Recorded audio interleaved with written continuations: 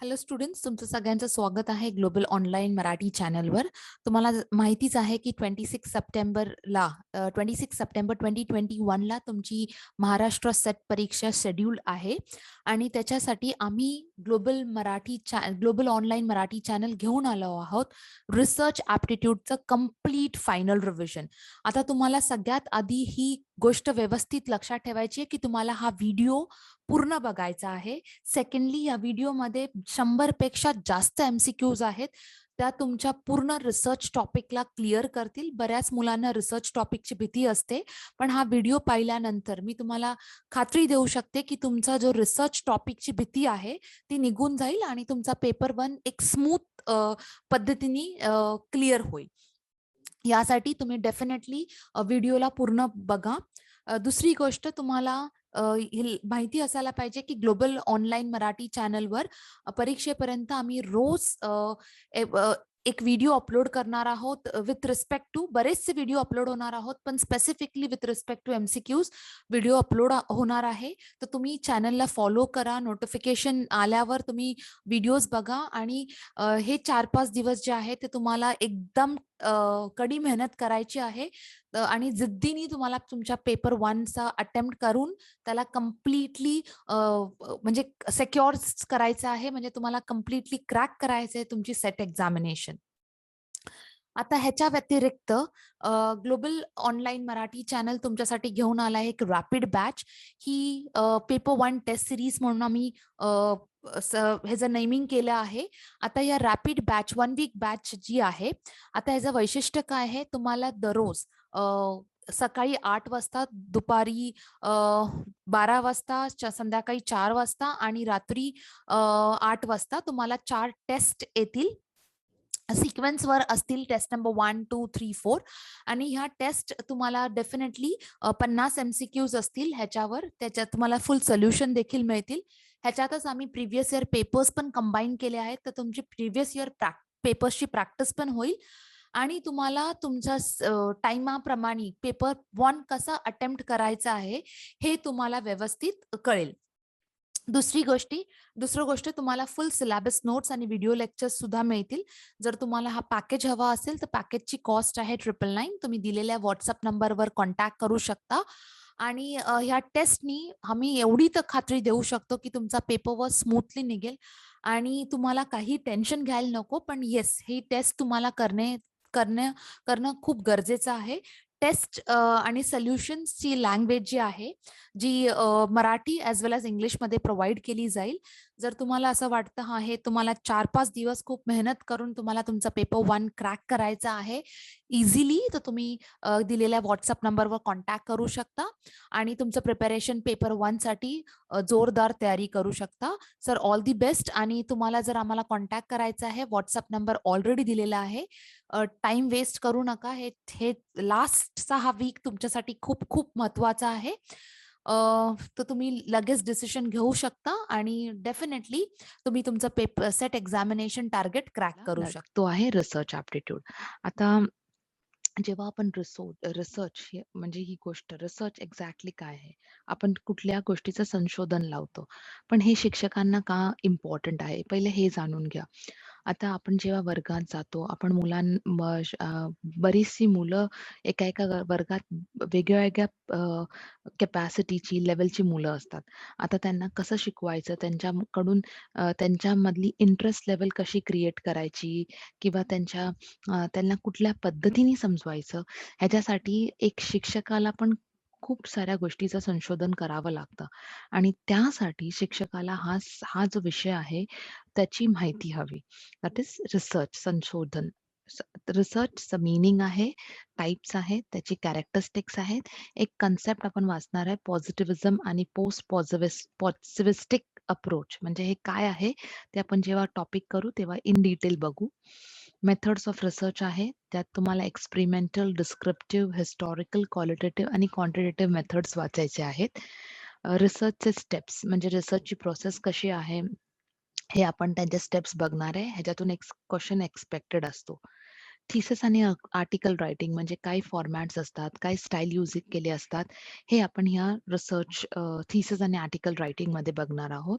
मग information technology information communication and technology ह्याचा use रिसर्चमध्ये कसं होतं हे पण आपण बघणार आहोत. आणि लास्टला आपण रिसर्च एथिक्स बघणार आहोत. म्हणजे कुठल्या गोष्टी केल्या पाहिजेत, कुठल्या गोष्टी नाही केल्या पाहिजेत किंवा रिसर्च करताना तुम्हाला कुठल्या गोष्टी लक्षात ठेवल्या पाहिजेत, हे आपण बघणार आहोत रिसर्च एथिक्समध्ये. तर स्टार्ट करूया. रिसर्च ॲप्टिट्यूडचं फर्स्ट टॉपिक आज आपण घेणार आहोत रिसर्च. आता रिसर्च म्हणजे काय? आता मी रिसर्चचं मीनिंग जे आहे, आता हे वर्ड्स मी मुद्दामून असे लिहिले आहेत, कारण तुम्हाला ह्या वर्ड्समध्येच क्वेशन्स देतात. जसं काही फॉर एक्झाम्पल तुम्हाला असं दिलं जाईल, what is research? Research a careful activity आहे, सिस्टमॅटिक ॲक्टिव्हिटी आहे किंवा लॉजिकल ॲक्टिव्हिटी आहे, डिटेल ॲक्टिव्हिटी आहे. इन्व्हेस्टिगेशन आणि एक्सपेरिमेंट होतं किंवा त्याच्यात त्याचं एम असतं प्रॉब्लेम सॉल्व्ह करायला. आता या ऑप्शन्समधून एखादं रॉंग ऑप्शन ऑप्शन तुम्हाला दिलं जाईल. तुम्हाला odd man out find out करायचंय किंवा अ, 3 ऑप्शन्स रॉंग असतील आणि एक राइट असेल तर ते तुम्हाला फाइंड आउट करायचंय. तर बेसिकली रिसर्च जर तुम्ही हे वाक्य हा शब्द जर तुम्ही व्यवस्थित बघितला, आपण काय करतोय, आपण रिसर्च म्हणजे परत काही गोष्टींवर संशोधन करतोय. Okay. May be like for example आपण आता टेक्नॉलॉजीबद्दल बघतोय. टेक्नॉलॉजीमध्ये काय आलं काय आपण बऱ्याचशा गोष्टी अशा आहेत ज्या होत्या. म्हणजे एक्झाम्पल आता कॉम्प्युटर्सचं घ्या. कॉम्प्युटर्स हे आपण फर्स्ट जनरेशन कॉम्प्युटर्सपासून कॉम्प्युटर्स बघतोय. पण प्रत्येक वेळी संशोधन होऊन आपल्याला एक नवीन फॉर्म ऑफ कॉम्प्युटर्स आपल्यासमोर येतो. मोबाईल टेक्नॉलॉजी घ्या, ओके. कॉम्प्युटर टेक्नॉलॉजी घ्या. अशा बऱ्याचशा वस्तू आहेत. आपल्या नॉर्मल घरगुती यूज करणाऱ्या ज्या छोट्या-छोट्या मशीन्स आहेत, जसं मिक्सर ग्राइंडर आहे किंवा रेफ्रिजरेटर आहे किंवा एअर कंडिशनर आहे. ह्या सगळ्या गोष्टी कशा डेव्हलप झाल्या? त्या संशोधनामुळेच डेव्हलप झाल्या. म्हणजे त्यांच्यावर परत आपण रिसर्च केलं आणि त्या त्या अपडेटेड टेक्नॉलॉजी थ्रू आपल्याला मिळाल्या. म्हणजे हे कसं असतं सिस्टमॅटिक असतं. सिस्टमॅटिक म्हणजे स्टेप बाय स्टेप आणि त्याला एक प्रॉपर लॉजिकल रिझन असतं. जेव्हा आपण म्हणतो, की आपण एक नवीन मशीन आणली आहे मार्केटमध्ये, पण त्या मशीनचं लॉजिक काय आहे? ती मशीन पहिल्या मशीनपेक्षा मे बी तिचे फीचर्स चांगले आहेत, स्पीड जास्त आहे. जसं लाइक फॉर एक्झाम्पल आपण व्ही-सी-आर आधी यूज करायचो. नंतर आपण सी-डी, नंतर आपण डी आता आपण पेन ड्राइव्हजकडे आलोय. आता ह्याच्या व्यतिरिक्त सुद्धा टेक्नॉलॉजी आपण यूज करतोय आणि हे कसं असतं डिटेलमध्ये असतं आणि आपण ह्या गोष्टी कशा घडून आणतो? आपण या गोष्टी इन्व्हेस्टिगेट करून किंवा एक्सपेरिमेंट करून त्यांचं आपण संशोधन कधी करतो? आपण काही गोष्टींवर एक्सपेरिमेंट करतो आणि नंतर आपल्यासमोर जे प्रॉब्लेम्स असतात ते आपण सॉल्व्ह करतो. ह्याला जर आपण एकत्र केलं तर ह्या ह्या पर्टिक्युलर प्रोसेसला आपण काय म्हणू शकतो रिसर्च म्हणजे आपण परत काही गोष्टींचे संशोधन केले आणि त्याला आपण रिसर्च असं म्हणतो. नंतर आहे तुमचं पर्पज काय आहे? तुम्हाला रिसर्च करण्याची गरज का लागते? काय ह्याच्यातून आपल्याला काय फायद्याचं आहे किंवा ह्याच्यातून आपल्याला काय भेटतं? तसं लाइक फॉर एक्झाम्पल आपल्याला कुठल्या नवीन गोष्टी कळतात. आपल्याला एक प्रोसेस कळते. अ, काही गोष्टी कशा पद्धतीने सोडवल्या जातात ह्याचं उत्तर आपल्याला मिळतं. आणि ते आपण कशाबद्दल असेल किंवा इधर ते इंडिव्हिज्युअल असेल किंवा ते ग्रुप असेल. एका व्यक्तीसाठी असेल किंवा एका ग्रुपसाठी असेल. नंतर ते काय डिटरमाइन करतं किती पद्धतीने गोष्टी होतायत. म्हणजे ज्यांची ऑक्युरन्स कशा आहेत, त्या रेग्युलर आहेत किंवा कधी काळाने होतात, तर त्यांचं ऑक्युरन्स कसं आहे, हे आपल्याला कळतं. आणि लास्टला आपल्याला कॉज एंड इफेक्ट लाइक आपण असं बोलतो, की कुठली गोष्ट होते, पण त्याच्या पाठी काय हेतू आहे, हे आन्सर आपल्याला रिसर्च देतं. म्हणजे जर लाइक फॉर एक्झाम्पल आपण बऱ्याचशा गोष्टी अशा ऐकलेल्या, बऱ्याचशा गोष्टी आहेत. जसं लाइक एक एक्झाम्पल घ्या ग्रॅव्हिटेशनल फोर्स. ओके. अर्थ हॅज ग्रॅव्हिटेशनल फोर्स म्हणजे पृथ्वीवर एक ग्रॅव्हिटेशनल फोर्स आहे. पण आपण कसं ते आपण त्या त्या गोष्टीवर आपण कधी विश्वास ठेवावा लागलो, जेव्हा आपण ते स्वतः एक्सपेरिमेंट करून पाहिलं. लाइक फॉर एक्झाम्पल जेव्हा ॲपलवर एक्सपेरिमेंट ॲपल फळावर म्हणजे फळावर जेव्हा एक्सपेरिमेंट सफरचंदावर जेव्हा सफरचंद जेव्हा अ, पिकून राईप होऊन खाली जमिनीला खेचला जातो, तर का खेचला जातो? त्याचं रिझन काय आहे? आपण जमिनीवर काही बॉल बाउन्स करतो, तर बॉल पडत उडून खाली का येतो? हे सगळं माहिती करण्यासाठी म्हणजे का होतं? त्याचं इफेक्ट काय? त्याचा कॉज काय? हे सगळं माहिती करण्यासाठी आपल्याला यूज होतो रिसर्च. म्हणजे रिसर्च थ्रू आपल्याला कॉज आणि इफेक्ट का होतं आणि त्याचं रिझन काय आहे? त्याच्या पाठीचा हेतू काय आहे? हे आपल्याला रिसर्च थ्रू कळतं. नंतर आता ऑब्जेक्टिव्हज. रिसर्चच्या ऑब्जेक्टिव्हज काय? आता आपण 2 ऑब्जेक्टिव्हज बघणार आहोत. एक आहे एक जनरल ऑब्जेक्टिव्हज जे नॉर्मली होतं आणि एक आहे स्पेसिफिक ऑब्जेक्टिव्हज म्हणजे अ, बऱ्याच स्पेसिफिक म्हणजे एकदम अप टू द पॉइंट. तर आपण आधी जनरल ऑब्जेक्टिव्हज बघूया. सगळ्यात पहिलं जे पण आपल्याकडे नॉलेज आहे, एक्झिस्टिंग नॉलेज किंवा एक्झिस्टिंग बॉडी ऑफ नॉलेज आहे, त्याच्या थ्रू आपण काहीतरी नवीन शिकण्याचा प्रयत्न करतो. हे ऑब्जेक्टिव्ह आहे रिसर्चचं. म्हणजे आपल्याला काही गोष्टी माहिती आहेत, पण त्याच्यातून पण आपण काही नवीन संशोधन करून काढतो. हे फर्स्ट ऑब्जेक्टिव्ह आहे. सेकंड आहे आपल्याकडे काही प्रॉब्लेम आहे, त्या प्रॉब्लेमला आपण एक्सप्लोर करतो, ॲनलाईज करतो, स्टडी करतो. म्हणजे प्रॉब्लेमला आपण प्रॉब्लेमवर स्टडी करतो आणि त्याचं सोल्युशन आपण काढतो. ह्याचं ऑब्जेक्टिव्ह हे ऑब्जेक्टिव्ह आहे रिसर्चचं. नेक्स्ट आहे आपण कुठल्याही गोष्टीवर त्याचं संशोधन करण्याआधी त्याच्यावर इन्व्हेस्टिगेट करतो. त्याला बारकाईने पाहतो आणि नंतर आपण त्याचा फिनॉमेना अंडरस्टँड करून, प्रोसेस अंडरस्टँड करून आपण ती गोष्ट पुढे घेतो. ह्याला हे ऑब्जेक्टिव्ह आहे रिसर्चचं. आणि ह्या सगळ्याच्या पाठी हेतू काय आहे, की आपल्याला काही नवीन नॉलेज मिळेल, आपल्याला काही नवीन कळेल. हे सगळ्या या गोष्टीचं ऑब्जेक्टिव्ह आहे आणि ह्याला बोलतात जनरल ऑब्जेक्टिव्ह. आता त्याच्या व्यतिरिक्त आपल्याकडे स्पेसिफिक ऑब्जेक्टिव्हज आहे. जसं ब्लूम्स टॅक्सॉनॉमीमध्ये स्पेसिफिक ऑब्जेक्टिव्ह म्हणजे काय एक्झॅक्टली? तर पहिलं आपल्याला नॉलेज मिळतं. त्या नॉलेजला आपण अप्लाय करायला शिकतो. ओके. जसं लाइक फॉर एक्झाम्पल आपल्याला शाळेत गणिताचे धडे शिकवले जातात. पण ते आपण अप्लाय कधी करतो? ॲक्चुअल लाईफमध्ये आपल्या सेव्हिंग्ज कसे होतील, आपण आपलं व्यवहार कसं ते आपल्या व्यावहारिक ज्ञानमध्ये म्हणजे व्यवहार करताना आपल्याला त्या गोष्टीचं ज्ञान हवं असतं आणि आपण तिकडे आपलं मॅथ्सचं नॉलेज यूज करतो. म्हणजे आपण काय करतो ॲप्लिकेशन म्हणजे आपण काही गोष्टी कॅल्क्युलेट करायला, सॉल्व्ह करायला, डिटरमाइन करायला आपण त्या गोष्टींचं नॉलेज अप्लाय करतो. नंतर एनालिसिस करतो. एनालिसिस म्हणजे स्टडी. या तर आपण 2 गोष्टींना कंपेअर करतो, त्यांना कॅटेगराईज करतो किंवा मॉडेल फॉर्ममध्ये म्हणजे आपल्याला जी गोष्ट माहिती आहे, त्या गोष्टीला आपण पुढे नेऊन एक्झॅक्टली त्याच्यावर कसं काम करतो, त्या गोष्टींवर आपण स्टडी करतो, डेप्थ स्टडी करतो, डीप स्टडी करतो आणि त्या गोष्टी आपण पुढे नेतो. मग सिंथेसाइज म्हणजे आता हे करताना म्हणजे like for example analysis synthesis म्हणजे कंबायनिंग अँड सेग्रिगेटिंग म्हणजे आपण पहिले एकत्र आणतो, त्यांना वेगळं करतो, नंतर एकत्र आणतो. पण ह्या प्रोसेसमध्ये आपण त्याच्यात काय लर्न केलं आहे, काय गोष्टी आपण शिकलो आहोत, कसं इम्प्रूव्ह झालो आहोत, कसं आपण स्वतःला क्रिएट केलं आहे, म्हणजे ज्या गोष्टीवर आपण संशोधन करतो. आपण आपली स्वतःचंच एक्झाम्पल घ्या. आपण जेव्हा शाळेत असतो, नंतर हळू कॉलेजला, आता आपण मॅच्युरिटी लेव्हलला आलो आहोत. आपण अशाच गोष्टी अशाच नाही बघत. आपण त्याच्या पाठी काय हेतू आहे, कशी ती गोष्ट आपल्याला उपयोगात आहे, की त्या गोष्टीचा आपल्याला काय फायदा होणार आहे, हे आपण कधी बघतो. आपण त्या गोष्टीला आधी प्रॉपरली स्टडी करतो आणि नंतरच आपण त्या गोष्टीवर आपला टाईम किंवा एनर्जी आपण त्या गोष्टीत टाकतो आणि त्यालाच आपण रिसर्च असं बोलतो.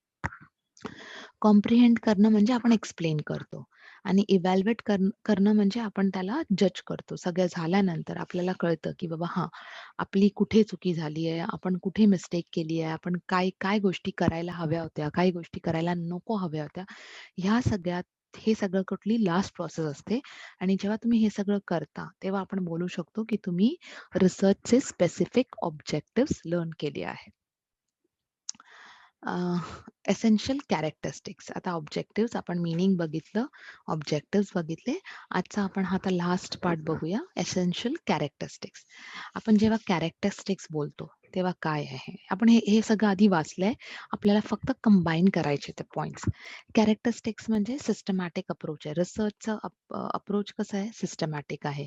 रिसर्च लॉजिकल आहे, बरोबर, रिलायबल आहे, ज्याच्यावर आपण डेफिनेटली विश्वास ठेवू शकतो किंवा कारण ते आपल्याला प्रूव्ह झालंय आणि व्हॅलिड आहे.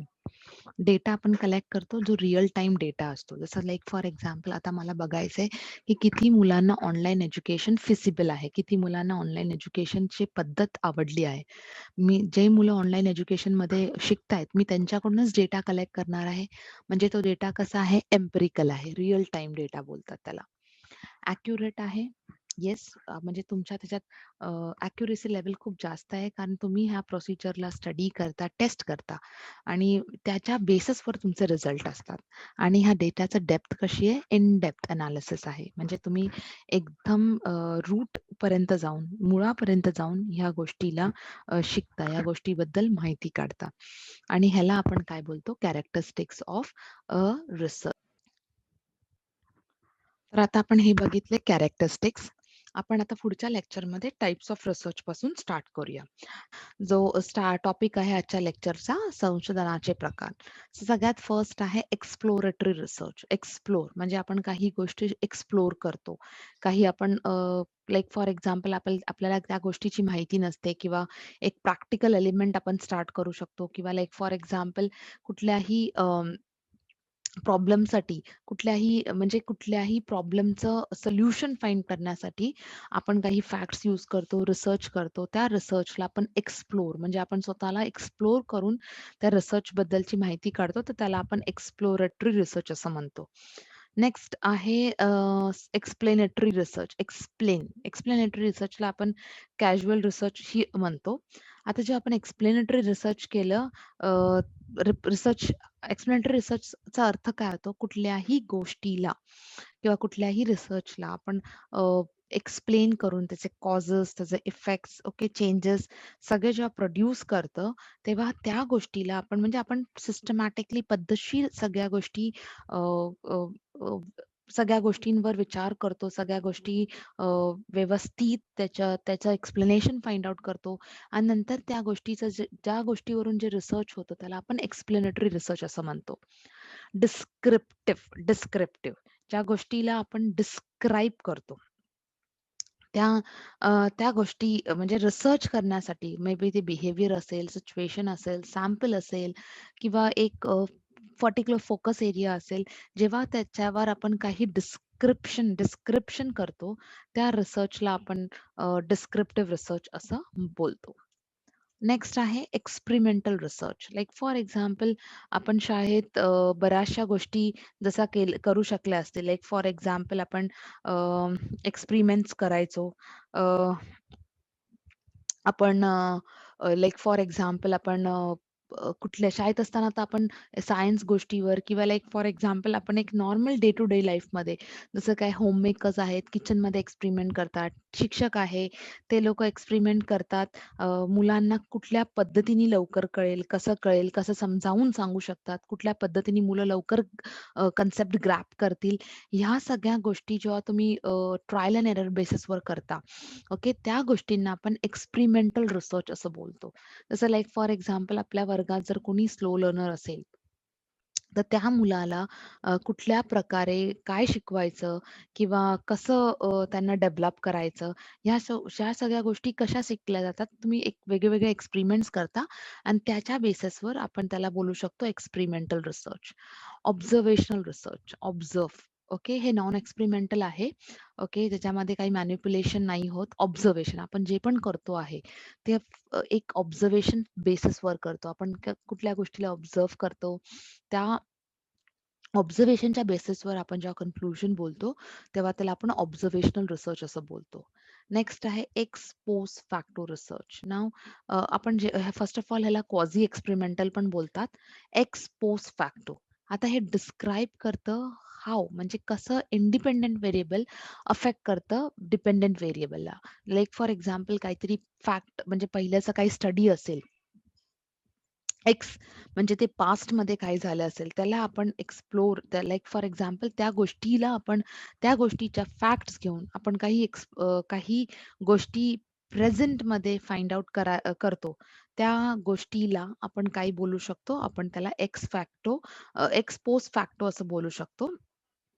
त्याचा इफेक्ट किंवा फोर्स त्या इफेक्ट किंवा फोर्स ज्यावेळी आपल्याला इफेक्ट किंवा फोर्स एक्झाम्पल कळतं, त्याला आपण पोस्ट फॅक्टो असं बोलू शकतो. जर तुम्हाला ह्याच्यातलं एक प्रॉपर एक्झाम्पल हवं असेल, समजा एक रिसर्चर आहे, त्याला इंटरेस्ट आहे की फाइंड आउट करायला की वेट कसं इन्फ्लुअन्स करतं अडल्टच्या सेल्फ एस्टीमवर. म्हणजे लाइक फॉर एक्झाम्पल डेफिनेटली आजकाल वेट कॉन्शियस सगळेजण स्पेशली अडल्ट्समध्ये वेट कॉन्शियसनेस हा एक कन्सेप्ट खूप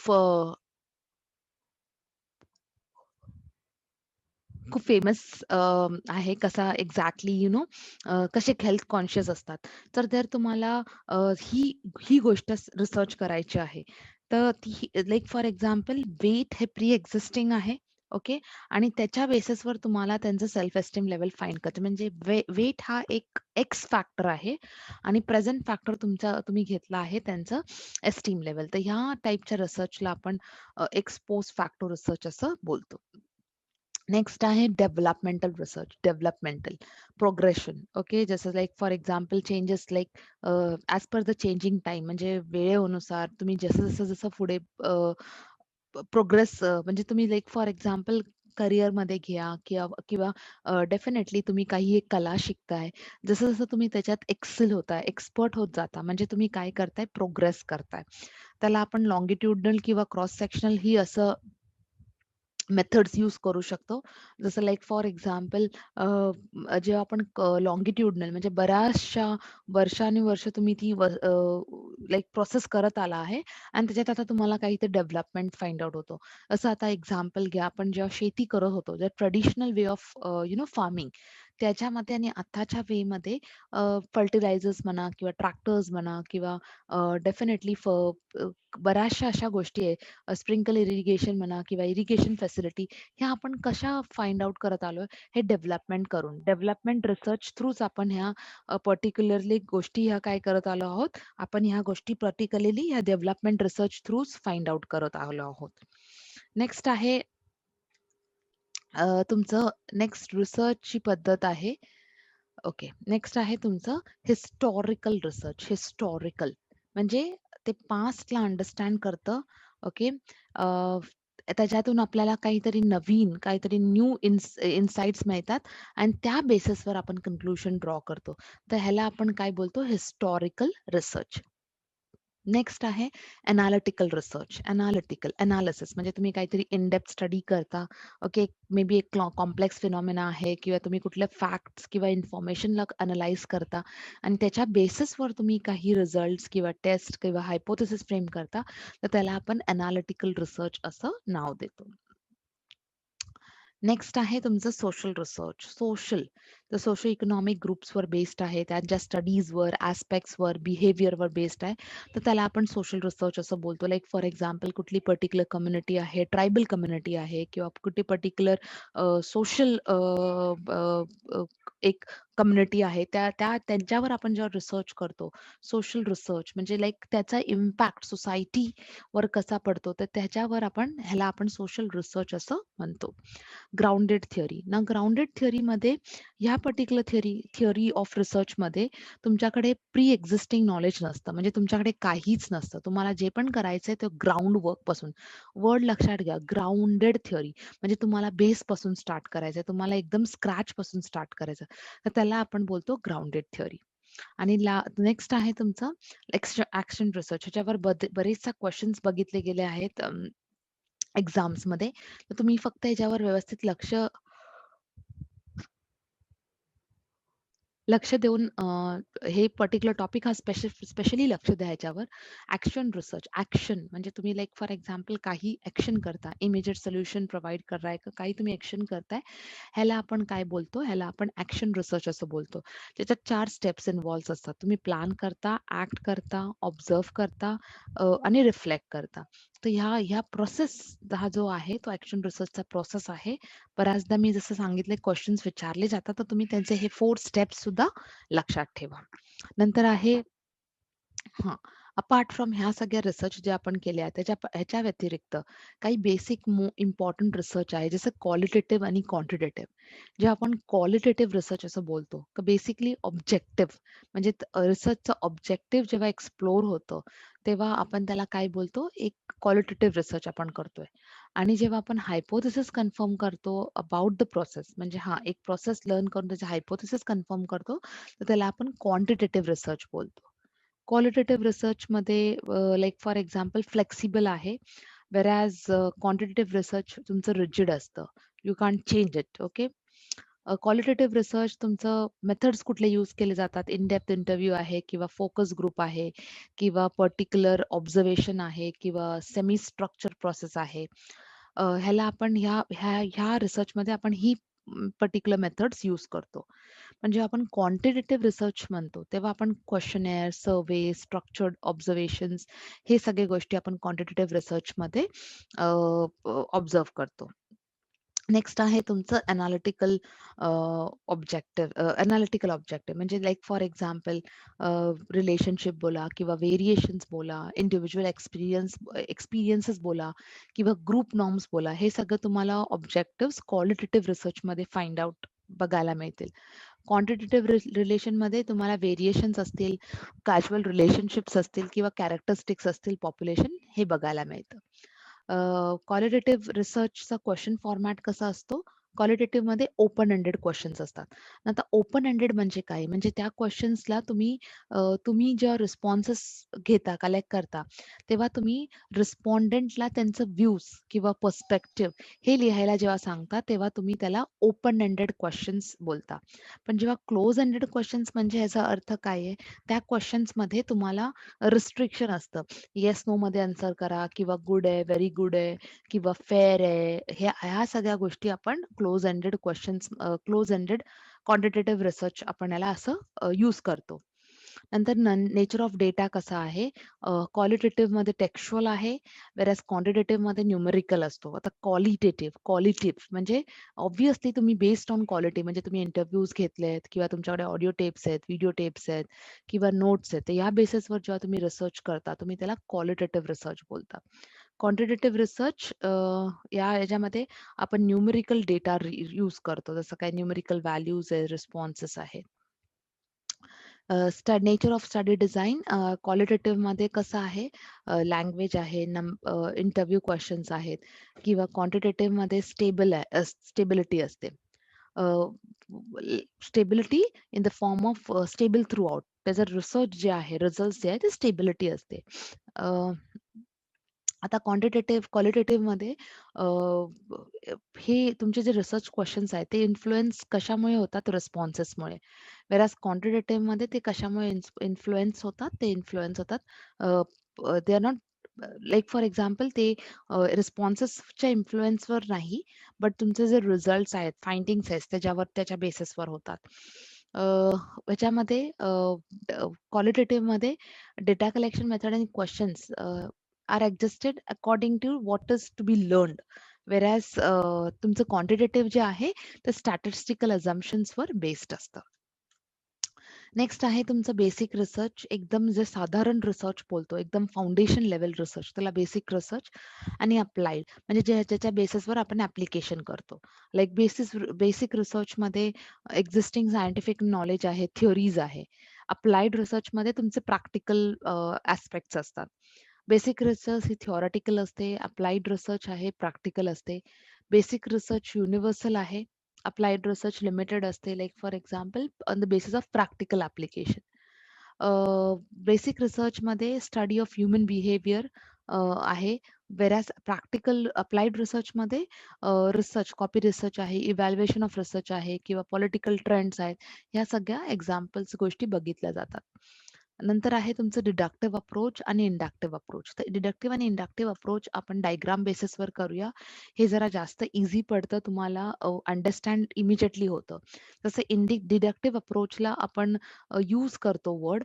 डिडक्टिव्ह अप्रोच आहे तुमचा टॉप डाउन म्हणजे from theory to rejection or confirmation. म्हणजे थिअरी आहे, मग त्या बेसिसवर तुम्ही हायपोथेसिस ड्रॉ करता, ऑब्झर्वेशन करता आणि मग डिसाईड करता कन्फर्म आहे रिसर्च हायपोथेसिस किंवा रिजेक्टेड आहे.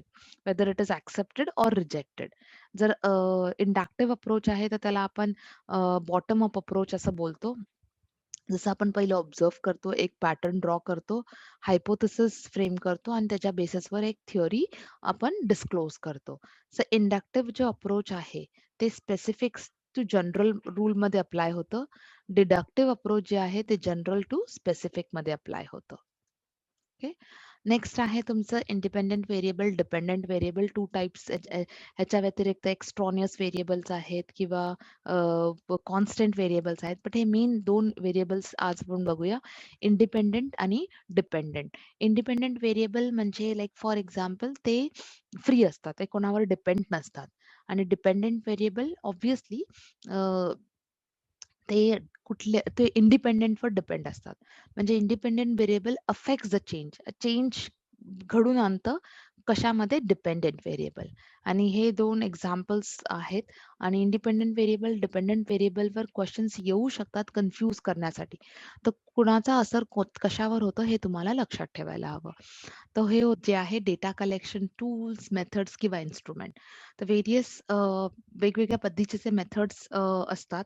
तर आपण ह्याच्यात बघूया की डेटा कलेक्शन कुठल्या-कुठल्या पद्धतीने होतो. तर सगळ्यात पहिलं आहे फील्ड स्टडी. फील्ड स्टडी याचा अर्थ काय असतो? लाइक फॉर एक्झाम्पल तुम्ही ऑन स्पॉट जाऊन म्हणजे like for example data collect करायचा असेल, तर त्याला ऑथेंटिक डेटा लागतो तुमच्या रिसर्चसाठी. तुम्हाला काही संशोधन करायचं असेल, तर त्याचं जे आउटकम असतं, त्याचं जे रिझल्ट असतं, कन्क्लुजन असतं, ते अ, त्याच्या बेसिसवर तुमचं रिसर्च काय तुम्ही केलंय, कसं केलंय, कुठल्या पद्धती फॉलो केल्यात, ते ह्या सगळ्यासाठी तुमचं ऑथेंटिसिटी डेटा म्हणजे डेटाची रिलायबिलिटी बोला किंवा व्हॅलिडिटी बोला, हे सगळं चेक करणं गरजेचं असतं. मग त्याच्यासाठी तुम्हाला ऑथेंटिकेट डेटा असा कलेक्ट केला पाहिजे आणि तो कलेक्ट करण्यासाठी तुम्हाला वेगवेगळ्या पद्धती अवेलेबल असतात. जसं एक पद्धत आहे फील्ड स्टडी. म्हणजे तुम्ही जेव्हा प्रत्यक्ष त्या रिस्पॉन्सेस किंवा तुमचे सॅम्पल्स आहेत, तुमचं पॉप्युलेशन आहे, त्यांना भेटता, इंटरव्ह्यू क्वेशन्स विचारता किंवा सर्व्हे करता किंवा ऑब्झर्व्ह करता, तर त्या पद्धतीला आपण फील्ड स्टडी असं बोलतो. नेक्स्ट आहे केस स्टडी. आता हे केस स्टडी म्हणजे एक ऑब्झर्वेशनल मेथड आहे, जो आपण सोशल सायन्स किंवा सायकॉलॉजी किंवा अँथ्रोपॉलॉजीमध्ये यूज करतो आणि हे रिअल लाईफ सिच्युएशन्सवर बेस्ड असतात, रिअल लाईफ पीपल. आता तुम्ही लाइक फॉर एक्झाम्पल किती वेगवेगळ्या फील्ड्स आहेत, फिनान्स आहे, हिस्ट्री आहे, सायन्स आहे, जिओग्राफी आहे, मेडिसिन्स आहे, लॉ आहे, आता तुम्ही मॅनेजमेंट आहे, ह्या सगळ्या फील्ड्समध्ये जर तुम्हाला कुठली गोष्ट स्टडी करायची असेल, तर तुमच्याकडे अजून एक मेथड असते केस स्टडी. तसं तुम्हाला रिसर्चमध्ये सुद्धा जर डेटा कलेक्ट करायचा असेल किंवा डेटा कलेक्शन एक टूल आहे, त्या टूलमध्ये एक ही पद्धत यूज केली जाते आणि त्याला आपण केस स्टडी ही मेथड बोलतो. नेक्स्ट आहे सोशिओमेट्री. आता ही तुमची जी मेथड आहे ती क्वालिटेटिव्ह मेथड आहे. तुम्हाला आपण कालच्याच लेक्चरमध्ये क्वालिटेटिव्ह आणि क्वांटिटेटिव्ह या 2 मेथड्स केलेल्या. तर ह्यात ही एक क्वालिटेटिव्ह मेथड आहे. आता ह्याच्यात आपण प्रेफरन्स कशाला देतो?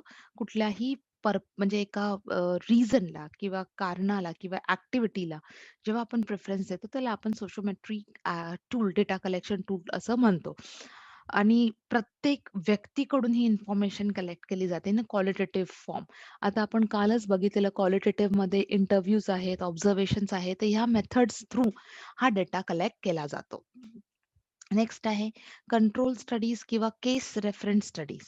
आता लाइक फॉर एक्झाम्पल ही जी स्टडी आहे जी लाँग पिरियडसाठी आहे. लाइक फॉर एक्झाम्पल जसं काही डिसीज बोला किंवा तुमचं व्हॅक्सिनेशन. आता आपण व्हॅक्सिनेशन ही आपली कंट्रोल केस रेफरन्स स्टडीज आहे. आता ऑब्व्हियसली जोपर्यंत आपल्याला फायनल आउटपुट मिळत नाही, तोपर्यंत ह्या केस रेफरन्स आपल्याला करतच राहाव्या लागतील. मग मे बी एक पर्टिक्युलर डिसीज आहे किंवा एक टाईम फ्रेम आहे तो फॉलो होत जाईल. तर त्याला आपण कंट्रोल किंवा केस रेफरन्स स्टडीज असं बोलतो. नेक्स्ट आहे कोहर्ट स्टडीज. आता जेव्हा आपण म्हणजे लाइक फॉर एक्झाम्पल 2 असं तर ग्रुप वाईज कोहॉर्ट स्टडीलाच आपण ग्रुप असं बोलतो. ह्यात लोकांना ऑब्झर्व्ह केलं जातं for a period of time म्हणजे काही काळापुरतं किंवा काही टाईमसाठी लोकांना ऑब्झर्व्ह केलं जातं. लोकांबद्दल लाइक फॉर एक्झाम्पल लोकांबद्दल बरेचसे इन्फॉर्मेशन कलेक्ट केली जाते आणि मेडिकल किंवा सोशल सायन्समध्ये हे यूज होतं आणि ह्याच्यात आपण एस्टिमेट करू शकतो रिस्क फॅक्टर. तर ह्याला आपण असं कोहॉर्ट स्टडीज असं बोलू शकतो. Survey method. आता सर्व्हे मेथड क्वांटिटेटिव्ह मेथडमध्ये येते. जसं लाइक फॉर एक्झाम्पल ह्याच्या अंडर काय-काय ऑप्शन्स येऊ शकतात. जसं फेस टू फेस आहे, टेलिफोनिक आहे, ऑनलाईन सर्व्हे आहे किंवा मॅन्युअल सर्व्हे आहे. ह्याच्यामध्ये पण टाइप्स असतात. जसं like for example longitudinal study. Longitudinal हा वर्डच बघा म्हणजे बऱ्याच काळासाठी हा जर स्टडी आपण करतो, तर त्याला लॉन्गिट्युडनल म्हणतो. क्रॉस सेक्शनल म्हणजे लाइक फॉर एक्झाम्पल तुम्हाला जर अ, वयस्कर लोकांवर काही रिसर्च करायचा आहे आणि तोच रिसर्च जर तुम्हाला एक यंगस्टर्स लोकांबरोबर करायचा आहे, तर तुम्ही क्रॉस सेक्शन म्हणजे 2 वेगवेगळ्या सेक्शनचा सर्व्हे करून तुमचे रिझल्ट्स प्रोड्यूस होतात आणि को-रिलेशनल म्हणजे रिलेटेड, सिमिलॅरिटी. तर ह्याला ह्या बाबतीत म्हणजे ह्या पद्धतीने आपण हा सर्व्हे मेथड फॉलो करू शकतो. नंतर आहे ऑब्झर्वेशन मेथड. आता ऑब्झर्वेशन मेथड म्हणजे आपण कुठल्याही व्यक्तीला ऑब्झर्व्ह करतो. आता ऑब्झर्व्ह ते तुम्ही कसं करू शकता? डायरेक्टली करू शकता किंवा इनडायरेक्टली करू शकता. आणि त्या ऑब्झर्वेशनमध्ये काय-काय मेथड्स तुम्ही फॉलो करू शकता. जसं काही डिस्क्राईब करू शकता. इन्फरेन्शियल असेल, इव्हॅल म्हणजे तुम्ही कोणाला कोणाबद्दल माहिती सांगताय, कोणाला तुम्ही जज करताय आणि ह्या जजमेंट्स किंवा माहिती वरून असते. इदर डायरेक्टली असते किंवा तुमच्या बॉडी लँग्वेजवरून असेल किंवा जजमेंट्स फ्रॉम द डॉक्युमेंट्स असेल, काही त्यांचे डॉक्युमेंटेशन असेल, काही प्रोसेस असेल. तर ह्या सगळ्या गोष्टीवरून तुम्ही ऑब्झर्व्ह करता व्यक्तीला आणि हे फॉलो होतात अंडर ऑब्झर्वेशनल मेथड. नेक्स्ट आहे क्वेशनेअर. क्वालिटेटिव्ह आणि क्वांटिटेटिव्ह. आता क्वालिटेटिव्ह आणि क्वांटिटेटिव्ह दोन्ही मेथडमध्ये तुम्ही क्वेशनेअर यूज करू शकता. फक्त क्वेशनेअरचं पद्धत काय असेल, ओपन असेल किंवा क्लोज एंडेड. आता ओपन एंडेड क्वेशन्स काय असतात? आपण हे काल डिस्कस केलेलं ओपन एंडेड क्वेशन्स, पण आज या लेक्चरमध्ये मी परत रिवाईज करते. ओपन एंडेड म्हणजे ज्याच्यात तुम्ही डिस्क्रिप्शन बेसिसवर त्या प्रत्येक रिस्पॉन्डंटला काही विचारताय. जसं लाइक फॉर एक्झाम्पल कोणाला डिस्क्राईब करणं, कोणाचे कॅरेक्टर्स डिस्क्राईब करणं किंवा त्यांना काय वाटतं त्या पर्टिक्युलर रिसर्चबद्दल तुम्ही जर क्वेश्चन विचारलाय किंवा संशोधनाबद्दल तुम्ही काही स्पेसिफिकली एक गोष्ट विचारली आहे, तर ते त्यांना काय वाटतं ते लिहू शकतात. ह्याला आपण ओपन एंडेड म्हणजे ओपन फोरम आहे. पण जर तुम्ही त्यांना ऑप्शन्स दिलेत, त्या ऑप्शन्समधूनच त्यांना जर पिकअप करायचं असेल, तर त्याला आपण क्लोज एंडेड क्वेशन्स असं बोलतो. नेक्स्ट आहे इंटरव्ह्यू. आता इंटरव्ह्यूमध्ये काय-काय मेथड्स फॉलो होतात. जसं काही स्ट्रक्चर्ड आणि अनस्ट्रक्चर्ड आहे. स्ट्रक्चर्ड इंटरव्ह्यू म्हणजे त्या इंटरव्ह्यूला तुम्ही प्री प्लॅन्ड केलं आहे. तुम्ही व्यवस्थित त्याचं प्लॅनिंग केलं आहे. टाईम लिमिट बोला, क्वेशन्स बोला, गेस्ट टायमिंग्स काय आहे. ह्या जर तुम्ही गोष्टी पद्धतशीर प्लॅनिंग करून त्याला इम्प्लिमेंट केलंय, त्याला आपण स्ट्रक्चर्ड बोलतो. अनस्ट्रक्चर्ड इंटरव्ह्यू म्हणजे अनऑर्गनाइज्ड असं नाही बोलू शकत. पण त्याच्यात सिक्वेन्स नसतं फॉलो केलेलं किंवा एक सडन होतं किंवा एक म्हणजे इमिजिएट होतं. तर त्या गोष्टीला आपण अनस्ट्रक्चर्ड इंटरव्ह्यू असं म्हणतो. आपण लोकांचे इंटरव्ह्यूज म्हणजे 2 पेक्षा जास्त लोकांचे इंटरव्ह्यूज एकत्र घेतले, तर आपण त्याला ग्रुप इंटरव्ह्यू असं बोलतो. फोकस्ड इंटरव्ह्यू म्हणजे एक्झॅक्टली तुम्हाला काय पाहिजे, त्या रिसर्चमधून तुम्हाला तुमचं एम काय आहे, तुम्हाला कुठल्या गोष्टीवर फोकस करायचं तर त्या त्या गोष्टीला आपण फोकस इंटरव्ह्यू असं बोलतो. Clinical interview like for example जर समजा तुम्ही एका सायकियाट्रिस्टकडे गेला. अ, अ, म्हणजे तुम्हाला एक लाइक एक पर्टिक्युलर काही गोष्टींचं तुम्हाला बर्डन आहे, टेन्शन आहे, मे बी डिप्रेशन आहे. तर तुम्हाला त्या त्या परिस्थितीतून बाहेर काढण्यासाठी कोणी व्यक्ती असू दे, त्याच्याबरोबर बोलून मे बी त्याच्या पास्टबद्दल किंवा त्याच्या मनात काय चाललंय, ह्या सगळ्या गोष्टी आपण क्लिनिकल इंटरव्ह्यूमध्ये कंडक्ट करतो. म्हणजे माइंड रिलेटेड आपलं कॉग्निटिव्ह रिलेटेड म्हणजे ह्या गोष्टी तुम्हाला बोलून पद्धतशीर समजून तुम्हाला त्याच्यावर नेक्स्ट स्टेप काय असेल हे डिसाईड करावे लागतात. तर त्याला आपण क्लिनिकल इंटरव्ह्यू असं बोलतो. नेक्स्ट आहे तुमचं स्टेप्स ऑफ रिसर्च, स्टेप्स किंवा प्रोसेस. आता ह्याच्यातून जे क्वेशन येतं, लाइक फॉर एक्झाम्पल तुम्हाला ह्या ज्या पहिल्या टॉपिकवर जे डेटा कलेक्शनवर मी क्वेशन्स जी थिअरी तुम्हाला एक्सप्लेन केली, त्याच्यावर बेसिकली क्वेशन्स की तुम्हाला स्ट्रक्चर्ड इंटरव्ह्यू म्हणजे तुम्हाला एक सिच्युएशन दिली जाईल आणि तुम्हाला सांगितलं जाईल, की बाबा तुम्ही ह्याच्यात डिसाईड करा, की स्ट्रक्चर्ड आहे किंवा अनस्ट्रक्चर्ड आहे किंवा सर्व्हे आहे. Example like for example 5 years किंवा 10 इयर्सचं एक एक्झाम्पल दिलं जाईल, तर तुम्हाला ते डिसाईड करायचं ते कुठल्या टाइपचं सर्व्हे आहे. आता नेक्स्ट आहे स्टेप्स आणि प्रोसेस ऑफ रिसर्च. आता ह्याच्यात क्वेशन्स तुम्हाला बेसिकली त्याचे स्टेप्स अरेंज करायला येतात. म्हणजे तुम्हाला कुठल्याही सिक्वेन्समध्ये स्टेप्स दिले जातात. तुम्हाला स्टेप्स ते अरेंज करायचे असतात. तर थोडं ह्याच्यात तुम्हाला स्टेप्सवर लक्षात ठेवावं लागेल, की ह्याच सिस्टमॅटिक अरेंजमेंटनी ते यायला पाहिजे. जसं like for example formulation of research. पहिले तुम्ही रिसर्च प्रॉब्लेम काय आहे तो बघता. नंतर त्याच्याबद्दल तुम्ही माहिती काढता. Critical literature review. माहिती म्हणजे तुम्ही दुसऱ्यांनी काय त्याच्याबद्दल लिहिलंय आणि त्यातून तुम्हाला काय शोधता येतं आणि काय नाही अवेलेबल आहे ते तुम्हाला शोधायचंय. त्याला आपण क्रिटिकल लिटरेचर रिव्ह्यू असं म्हणतो. मग तुम्ही हायपोथेसिस ड्रॉ करता. हायपोथेसिस म्हणजे एक टेंटेटिव्ह स्टेटमेंट आहे. अझम्पशन्स आहेत ते तुम्ही डिसाईड करता. मग तुम्ही तुमचं रिसर्च डिझाइन प्रिपेअर करता. त्यात तुम्ही तुमची रिसर्च मेथोडॉलॉजी आहे किंवा तुमचं सोर्सेस कुठले असणार आहे किंवा तुमचं सॅम्पल डिझाइन काय आहे. ते झाल्यानंतर तुम्ही सॅम्पल डिटरमायनिंग द सॅम्पल डिझाइन. तुम्ही डिझाइन डिटरमाइन करता, की कुठली डिझाइन तुम्हाला यूज करायची आहे. नंतर तुम्ही डेटा कलेक्शनसाठी जाता. डेटा कलेक्ट करण्याच्या पाठी असता. डेटा कलेक्शन झाला, की तुमचं डेटा एनालिसिस होतं. एनालिसिस म्हणजे तुम्ही डेटा स्टडी करता. मग तुम्ही डेटा स्टडी केल्यानंतर हायपोथेसिस टेस्ट करता. असं लाइक फॉर एक्झाम्पल तुमचं हायपोथेसिस नल हायपोथेसिस आहे, की अल्टरनेट हायपोथेसिस आहे, हे तुम्ही टेस्ट करता आणि डिसाईड करता. कुठलं रिजेक्टेड आहे किंवा कुठलं एक्सेप्टेड आहे किंवा कुठलं एक्सेप्टेड आहे आणि कुठलं रिजेक्टेड आहे.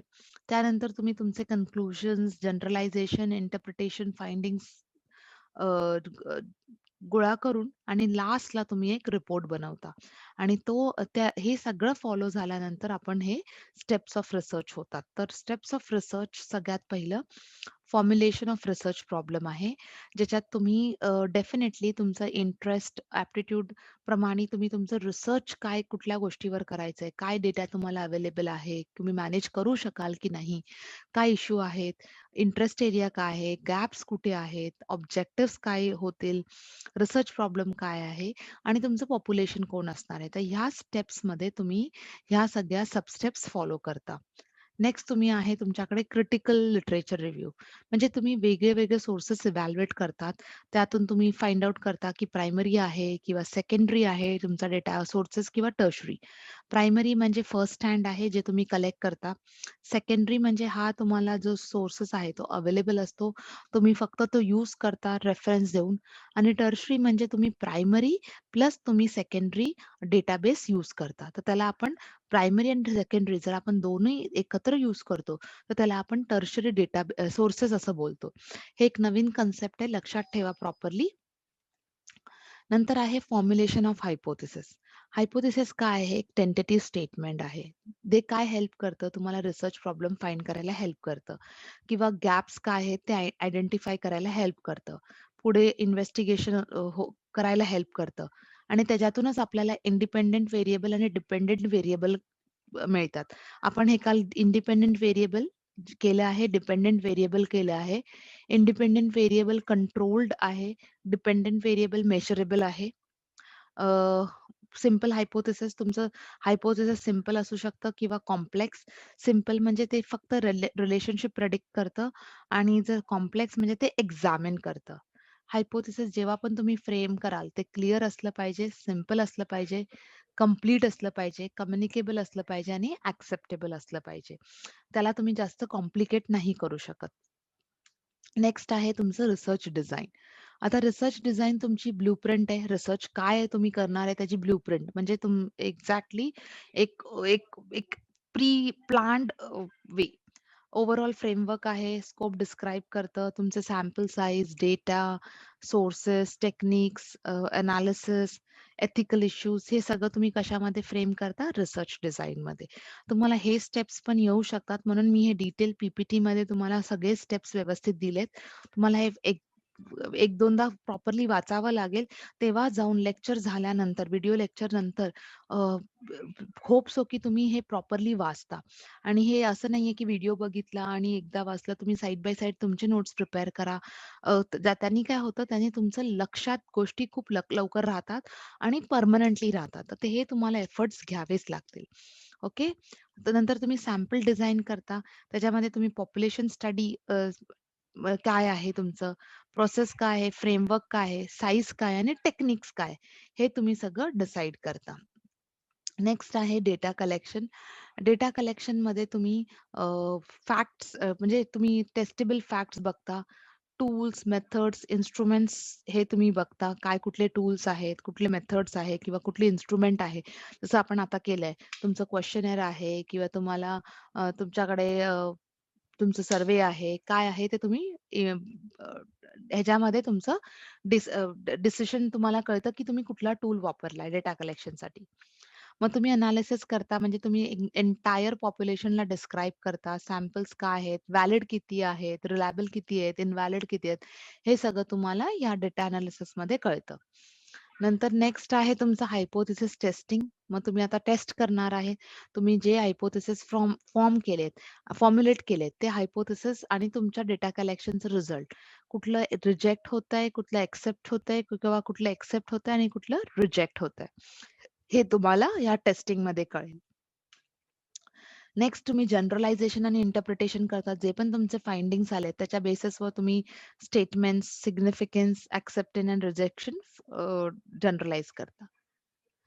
नंतर तुमचं आहे रिपोर्ट प्रिपरेशन. सगळं झाल्यानंतर तुम्ही हे रिपोर्ट प्रिपेअर करता. तुम्ही तो report as in form of एक पेपर प्रिपेअर करता, जो वर्कशॉप, सेमिनार किंवा कॉन्फरन्समध्ये तुम्ही पब्लिश करू शकता. अकॅडमिक जर्नलमध्ये ओके. अकॅडमिक्स डिग्रीसाठी सुद्धा हा यूज होता आणि हा तुमचा फायनल स्टेप असतो. तुम्हाला ह्या सब स्टेप्स म्हणजे तुम्हाला सब पॉइंट्स किंवा मेन स्टेप्स काय आहेत, हे तुम्हाला प्रॉपरली कळेल. आणि आहे सोर्सेस, व्हेरिएबल, सॅम्पलिंग आणि स्केल्स. मे बी आपण ह्या लेक्चर 2 भागमध्ये डिव्हाईड करणार आहे. आज आपण बेसिकली सोर्सेस आणि सोर्सेस, व्हेरिएबल्सवर कॉन्सन्ट्रेट करू, इन्क्लुडिंग सॅम्पलिंग आणि आपण नेक्स्ट लेक्चरमध्ये स्केल्सबद्दल डिस्कस करू. तर स्टार्ट करूया सोर्सेस कडून. प्रायमरी रिसर्च सोर्सेस किती लेव्हल्समध्ये डिव्हाईड केले जातात? रिसर्च सोर्सेस 3 लेव्हल्समध्ये डिव्हाईड केले जातात. जे आहे प्रायमरी सोर्सेस, सेकंडरी सोर्सेस आणि टर्शरी सोर्सेस. आता प्रायमरी सोर्सेस हे फर्स्ट हँड सोर्सेस आहे, जे आपल्याला like for example research based on various like for example first hand म्हणजे तुम्ही ज्याच्यातून तुम्हाला हे सगळे सोर्सेस कुठे पुट अप केले जातात articles, thesis, dissertation, symposia, proceedings, original art किंवा गव्हर्नमेंट रिपोर्ट्स आहेत. ह्याच्यामध्ये हे प्रायमरी सोर्सेसचा डेटा तुम्हाला अवेलेबल असतो. नाऊ हे सोर्सेस जे आहे लाइक फॉर एक्झाम्पल आपण कुठलीही गोष्ट जेव्हा रिसर्च करतो, रिस्पॉन्डंट्स ओके, सॅम्पल्स, पॉप्युलेशन जेव्हा कलेक्ट करतो, ते लाइक फॉर एक्झाम्पल मला रिसर्च करायचा आहे, की ऑनलाईन एज्युकेशनसाठी ओके, टीचर्स लोकांना काही-काही डिफिकल्टीज किंवा शिक्षकांना काय-काय डिफिकल्टीज फेस करावे लागतात. तर मी काय माझ्यासाठी रिसर्च टूल किंवा डेटा कलेक्शन टूल काय असणार आहे? क्वेशनेअर. जे आपण लास्ट लेक्चरमध्ये ऑलरेडी केलं आहे. तर मी क्वेशनेअर फ्रेम करणार. त्याच्यामध्ये मी सगळे माझे कन्सर्न्स जे issue may be in the form of questionnaire मी सगळे क्वेशन्स पुट अप करणार आणि मी ते टीचर्समध्ये डिस्ट्रिब्यूट करून टीचर्स लोकांना ते प्रायमरी सोर्सेस म्हणजे टीचर हा फर्स्ट हँड सोर्सेस आहे. टीचर सगळे डिटेल्स फिल करतील. तर माझ्यासाठी ते काय होईल, माझ्यासाठी ते प्रायमरी रिसर्च होईल आणि तो डेटा मी कुठे पब्लिश करेन किंवा जर्नल्समध्ये किंवा आर्टिकल्समध्ये किंवा माझे थिसिस असतील. मी डॉक्टरेट साठी मी हा टॉपिक घेतला आहे. तर ह्या सगळ्या सोर्सेसमध्ये तुम्हाला प्रायमरी डेटा अवेलेबल असतो. सेकंडरी डेटा जो तुम्हाला बुक्स, जर्नल्स, रिव्ह्यू, रिसर्च वर्कमध्ये अवेलेबल असतो. जो तुम्ही घेऊन लाइक फॉर एक्झाम्पल जो तुम्ही तुमच्या रिसर्चमध्ये यूज करू शकता. बट एक इम्पोर्टंट गोष्ट आहे जी आपण नेक्स्ट लेक्चर्समध्ये बघू, रिसर्च एथिक्स म्हणून. जर तुम्ही कोणाचंही काम यूज करताय, म्हणजे तुम्ही कोणाचंही केलेला रिसर्चची जर तुम्ही रेफरन्स घेताय, तर तुम्हाला त्याला साईट करावं लागतं. सायटेशन, रेफरन्स करावं लागतं. म्हणजे तुम्ही त्या पर्टिक्युलर व्यक्तीला क्रेडिट देताय आणि त्या क्रेडिट ला तो डेफिनिटली जर तुम्ही हे केलं, तर त्याला आपण रिसर्च एथिक्स बोलतो. म्हणजे तुम्ही एथिकली केलंय. बरं जर तुम्ही कोणाचा रिसर्च वर्क यूज केला आणि तुम्ही त्या पर्सनला किंवा त्या रिसर्चरला किंवा स्कॉलरला जर तुम्ही क्रेडिट नाही दिलं, तर देन दॅट बिकम्स अनएथिकल. म्हणजे ते रिसर्चच्या माध्यमातून ते बरोबर नाहीये असं. आता टर्शरी सोर्सेस म्हणजे काय? जेव्हा तुम्ही प्रायमरी सोर्सेस आणि सेकंडरी सोर्सेसचा यूज करता, एकत्र यूज करता may be for the research work त्याला तुम्ही जर एकत्र यूज करून एक तुमचा वेगळा डेटाबेस क्रिएट करता, तर त्याला आपण टर्शरी सोर्सेस असं म्हणतो. नेक्स्ट आहे. आपण हे इंडिपेंडंट व्हेरिएबल आणि डिपेंडंट व्हेरिएबल इन शॉर्टमध्ये केलेलं, पण आपण थोडंसं डिटेलमध्ये आज इथे करूया. Independent variables are of 2 types. Independent variable, dependent variable, controlled variable पण आहे. ओके. कंट्रोल म्हणजे ह्याच्यामध्ये काही अ, सगळं सेम राहतं. It does not change. हे काही चेंज होत नाही. ओके. आता ह्याच्यावर क्वेशन्स मी क्वेशनसाठी हे वर्ड्स लिहिलेत. इंडिपेंडंट व्हेरिएबल मॅनिप्युलेट होतं. इट रिफ्लेक्ट्स कॉसेस, इन्फ्लुअन्स होऊ शकतो. डिपेंडंट व्हेरिएबल चेंजेस रिफ्लेक्ट करतं. ह्याच्यात आपण रिझल्ट्स बघू शकतात, इफेक्ट बघू शकतो. जर कॉस्ट इंडिपेंडंट व्हेरिएबल आहे, तर इफेक्ट आहे तुमचं डिपेंडंट व्हेरिएबल. मॅनिप्युलेट आपण इंडिपेंडंट व्हेरिएबलला करतो. चेंज काय होतं? ह्याच्यात मॅनिप्युलेशन जर तुम्ही केलं, तर चेंज तुमचा डिपेंडंट व्हेरिएबल होतं. तर ह्याच्यावर असं कधी बहुतेकदा हे बघितलं गेलंय, की कन्फ्युजनसाठी ना हे क्वेशन्स तुम्हाला दिले जातात, की कुठलं व्हेरिएबल तुम्ही मॅनिप्युलेट करू शकता. इंडिपेंडंट आहे की dependent. So that is independent variable.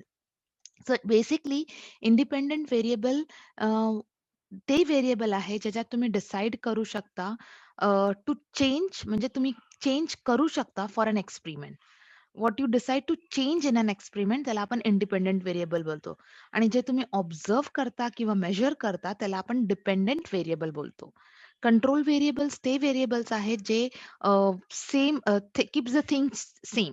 They do not change म्हणजे त्यांच्यानी काही फरक होत नाही. ते सेम राहतात. ते कॉन्स्टंट राहतात. Controlled variables. ओके. नेक्स्ट आहे मी तुम्हाला इथे एक एक्झाम्पल्स म्हणून ही स्लाइड रिप्रेझेंट केली आहे.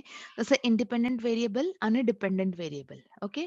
जर स्ट्रेस आहे, तर स्ट्रेस तुमचं इंडिपेंडंट व्हेरिएबल का स्ट्रेस आणि हेल्थ हे तुमचे 2 व्हेरिएबल्स आहेत. तर त्यातले कुठले इंडिपेंडंट व्हेरिएबल आहे आणि कुठलं डिपेंडंट.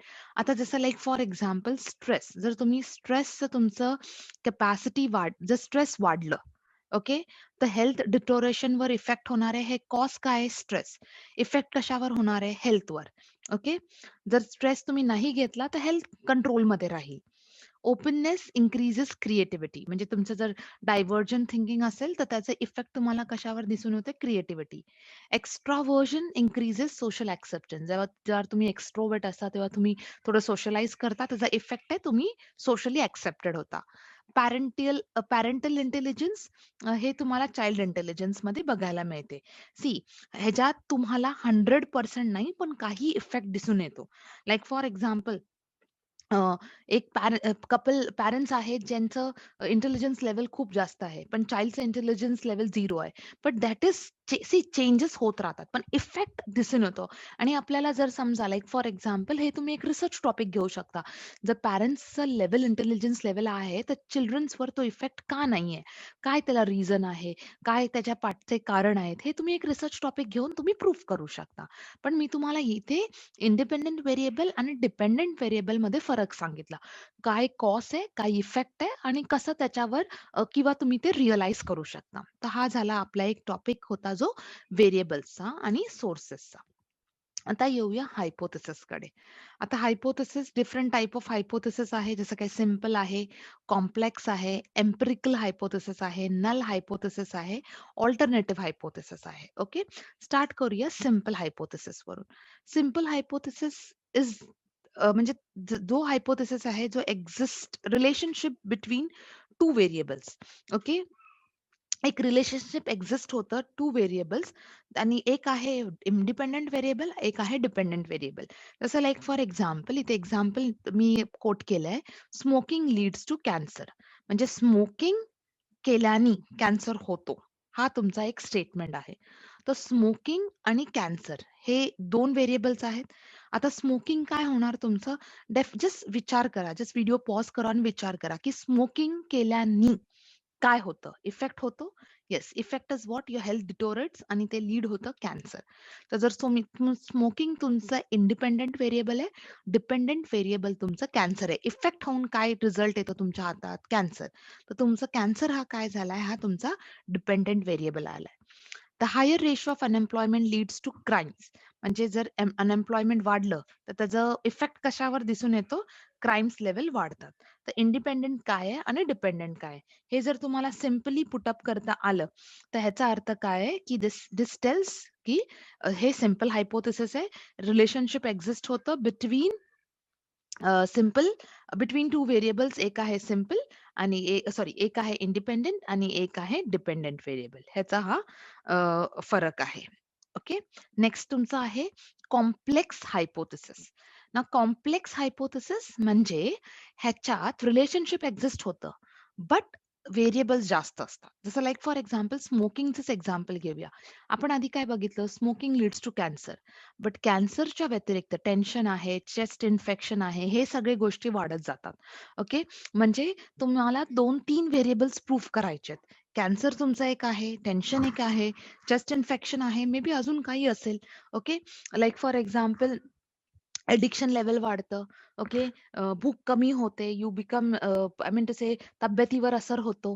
तर हे जर तुम्हाला प्रूव्ह करायचं असेल, म्हणजे एक व्हेरिएबल बरोबर अनेक व्हेरिएबल्स प्रूव्ह करायचे असेल, तर त्याला आपण काय बोलू शकतो? त्याला आपण कॉम्प्लेक्स हायपोथेसिस असं बोलू शकतो. ओके. आता अनएम्प्लॉयमेंट आणि पॉवर्टी. आधी आपण काय वाचलं? Unemployment ratio of unemployment leads to what? Crimes. पण पॉवर्टी आहे, इलिटरसी आहे, क्राईम्स आहे, हे म्हणजे हे सगळं वाढत जातं. तर ह्याचा अर्थ काय आहे? मोर दॅन 2 व्हेरिएबल्स आहेत. म्हणजे हे काय आहे? Complex hypothesis. नेक्स्ट आहे तुमचं एम्पिरिकल हायपोथेसिस. ना एम्पिरिकल म्हणजे रिअल एव्हिडन्स, म्हणजे रिअल लाईफ सिच्युएशन जे बेस्ड असतं. जसं ऑब्झर्वेशन म्हणा किंवा एक्सपेरिमेंट म्हणा.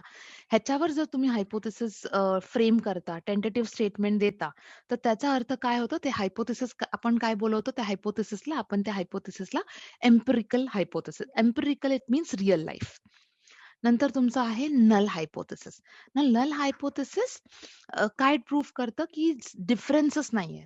सिग्निफिकंट डिफरन्सच नाहीये तुमच्या म्हणजे सॅम्पलिंग पॉप्युलेशनमध्ये म्हणा किंवा तुमच्या सॅम्पलिंगमध्ये. Like for example smoking leads to cancer. Okay. तुम्ही हे प्रूव्ह केलं. तर जर तुम्ही नल हायपोथेसिस फ्रेम करताय, तर smoking there is no significant effect of smoking leading to cancer. म्हणजे काही डिफरन्स नाहीये. ओके. आणि तो डिनोट होतं HOनी. बट जर तुम्ही त्याला अल्टरनेट हायपोथेसिसनी डिफाईन केलं, तर ते आहे H1 किंवा HA. ओके. आणि त्याच्यात तुम्ही डिफरन्सेस दाखवता. म्हणजे स्मोकिंग लीड्स टू कॅन्सर. तर तुम्ही तुमचा जर रिसर्च केला, जर तुम्हाला एक स्मोकिंग आणि कॅन्सरबद्दल एक रिसर्च स्टेटमेंट हायपोथेसिस फॉर्म केला, की तुम्हाला प्रूव्ह करायचंय, की स्मोकिंग आणि कॅन्सरचं रिलेशन आहे. तर तुम्ही त्याला नल हायपोथेसिस काय प्रूव्ह कराल, की there is no significant difference of smoking leading to cancer. or smoking does not leads to or does not have does not give birth to cancer, or there is no relation between smoking and cancer. Okay. आणि त्यालाच जर तुम्ही alternative हायपोथेसिसने define कराल, तर ते कसं होईल? There is smoking smoking leads to cancer. It means there is impact on health in the form of cancer due to smoking. हे तुमचं अल्टरनेट हायपोथेसिस झालं. तर वेनी तुम्ही करू ह्या वेनी तुम्ही तुमचं अल्टरनेट आणि नल हायपोथेसिस फ्रेम करू शकता. आता नेक्स्ट आहे आपल्याकडे सॅम्पलिंग टेक्निक्स. आता प्रोबॅबिलिटी आणि नॉन प्रोबॅबिलिटी 2 टाइपमध्ये डिव्हाईड होतात सॅम्पलिंग टेक्निक्स. एक आहे प्रोबॅबिलिटी, एक आहे नॉन प्रोबॅबिलिस्टिक. तर प्रोबॅबिलिटीमध्ये stratified, random, systematic, cluster sampling येतं. नॉन प्रोबॅबिलिटीमध्ये स्नोबॉल आहे, कन्व्हिनियन्स सॅम्पलिंग आहे, जजमेंटल आहे, कोटा आहे. तर याला आपण थोडं एक्झाम्पल बघूया आणि अंडरस्टँड करूया. ओके. प्रोबॅबिलिटीमध्ये बघा सिंपल रँडम. सिंपल रँडम म्हणजे लाइक मी जस्ट सिम्पली कोणाला पण पिकअप केलं. या क्लस्टरमधून जर मी कोणालाही पिकअप केलं, तर ते होतं सिंपल रँडम. जसं लाइक फॉर एक्झाम्पल तुम्ही जसं स्मोकिंगसाठी तुम्हाला एक्झॅक्टली स्मोकर्सच पिकअप करावे लागतील. पण मला लाइक फॉर एक्झाम्पल ऑनलाईन एज्युकेशनबद्दल फाइंड आउट करायचंय टीचर्सचं व्ह्यू, शिक्षकांचा व्ह्यू. तर मी may be like for example randomly मी शिक्षकांना पिकअप केलंय. मग ते प्रायमरी सेक्शन असू दे, कॉलेज सेक्शन असू दे किंवा हायर सेकंडरी सेक्शन असू दे, तर ते सिंपल रँडम सॅम्पलिंग होतं. Systematic sampling. ओके. मला ऑनलाईन एज्युकेशन जर इम्पॅक्ट फाइंड आउट करायचा आहे. मग मी डिव्हाईड केलंय. माझं रिसर्च मी कॉम्प्लेक्स हायपोथेसिस फॉर्म केलंय, की मी प्रायमरी टीचर्सवर पण अभ्यास करणार आहे, सेकंडरीवर पण करणार आहे, डिग्री कॉलेज आणि ज्युनियर कॉलेज. मग तेव्हा मला सिस्टमॅटिकली डिव्हाईड कराव्या लागतील. मला पिकअप करावे लागतील प्रायमरीमधून, सेकंडरीमधून, हायर सेकंडरीमधून किंवा डिग्रीमधून किंवा ज्युनियर कॉलेजमधून. ओके. स्ट्रॅटिफाईड सॅम्पलिंग म्हणजे स्ट्राटा. मी डिव्हाईड करते स्ट्राटा. ओके. स्ट्राटा म्हणजे एक तुम्ही त्याला बोलू शकता, की बाबा हां, ह्या पर्टिक्युलर स्ट्रॅटा म्हणजे ह्या पर्टिक्युलर ग्रुपमधून मला कुठल्या ग्रुपमध्ये कोणाला पिकअप करायचंय, ह्याला आपण स्ट्रॅटिफाईड सॅम्पलिंग असं बोलतो. आणि लास्ट येतो क्लस्टर. क्लस्टर म्हणजे ग्रुप. तुम्ही पूर्णचा पूर्ण ग्रुप पिकअप करता. पण त्या ग्रुपमधून जर तुम्ही कोणाला सिलेक्टेडला पिकअप करता, तर ते होतं स्ट्रॅटिफाईड सॅम्पलिंग. हे झालं प्रोबॅबिलिस्टिक. आता नॉन प्रोबॅबिलिस्टिकमध्ये बघूया स्नोबॉल.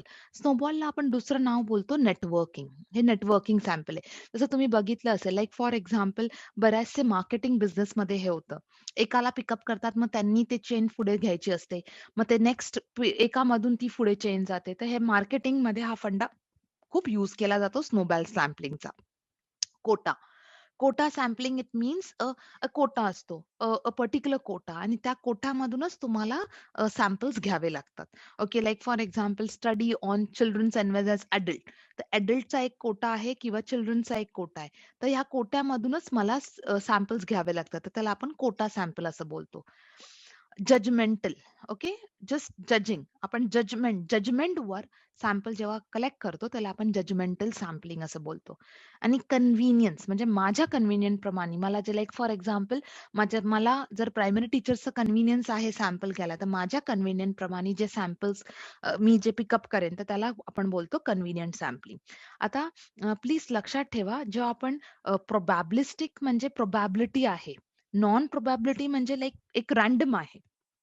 प्रोबॅबिलिटी म्हणजे हे किंवा हे येईल. But non probabilistic it is not depending upon की येईल की नाही.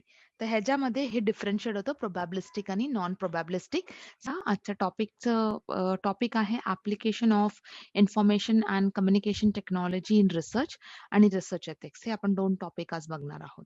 तर application of communication information and communication टेक्नॉलॉजीमध्ये सगळ्यात पहिला टॉपिक आहे इन्फ्लिबनेट.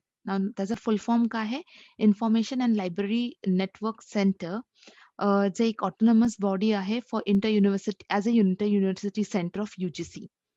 हेडक्वार्टर्स त्याचे गुजरात युनिव्हर्सिटी कॅम्पस आहे दॅट इज अहमदाबाद. जे एस्टॅब्लिश झालेलं 1996 मध्ये आणि 1988 मध्ये यशपाल कमिटीने दॅट इज ह्याच्यावर वर्क केलेलं आणि ह्या डिटेल्सवर वर्क केलेलं आणि 1991 मध्ये इन्फ्लिबनेट वॉज इनिशिएटेड बाय UGC. आता हे तुम्हाला खूप फॅक्च्युअल इन्फॉर्मेशन आहे. तुम्हाला ह्याच्यामध्ये खूप गोष्टी लक्षात ठेवाव्या लागणार आहेत आणि ह्या सतत वाचल्यानेच त्या गोष्टी तुम्हाला परफेक्टली लक्षात राहतात. तर ह्या सगळ्या गोष्टी तुम्ही लेक्चर झाल्यानंतर, तुमचे नोट्स प्रिपेअर झाल्यानंतर, तुम्ही तुमचे स्वतःचे नोट्स बनवत असाल, तर ते कंटिन्युअस वारंवार तुम्हाला थोडे रिवाईज करत राहावे लागतील. तेव्हाच ही तुमचे नोट्स कन्सेप्ट तुमचे प्रॉपर क्लिअर होतील. नेक्स्ट आहे ई कॉन्सोर्टियम ऑफ इन्फ्लिबनेट. त्याच्यामध्ये आहे first is e Shodh Sindhu.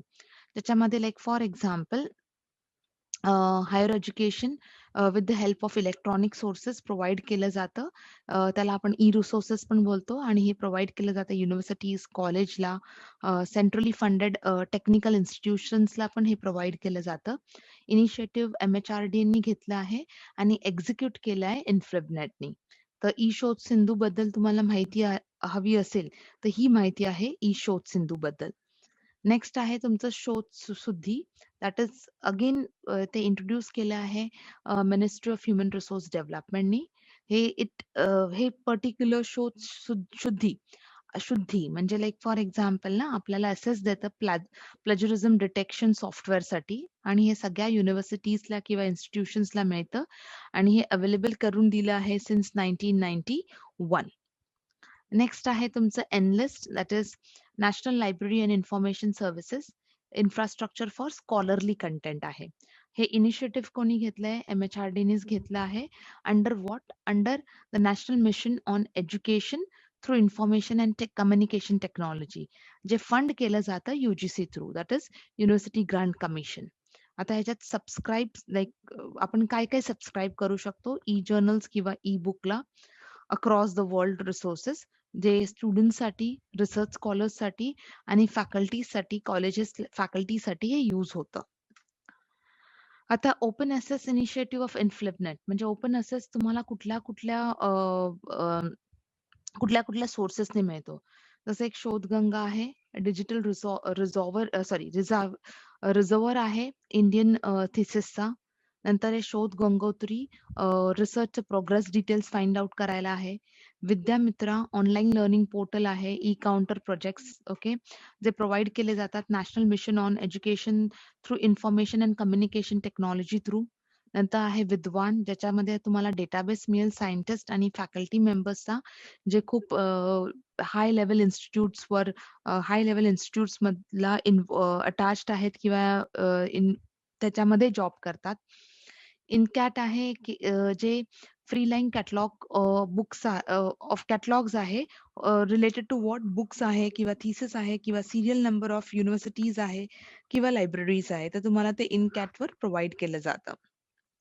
Next आहे government sponsors for research.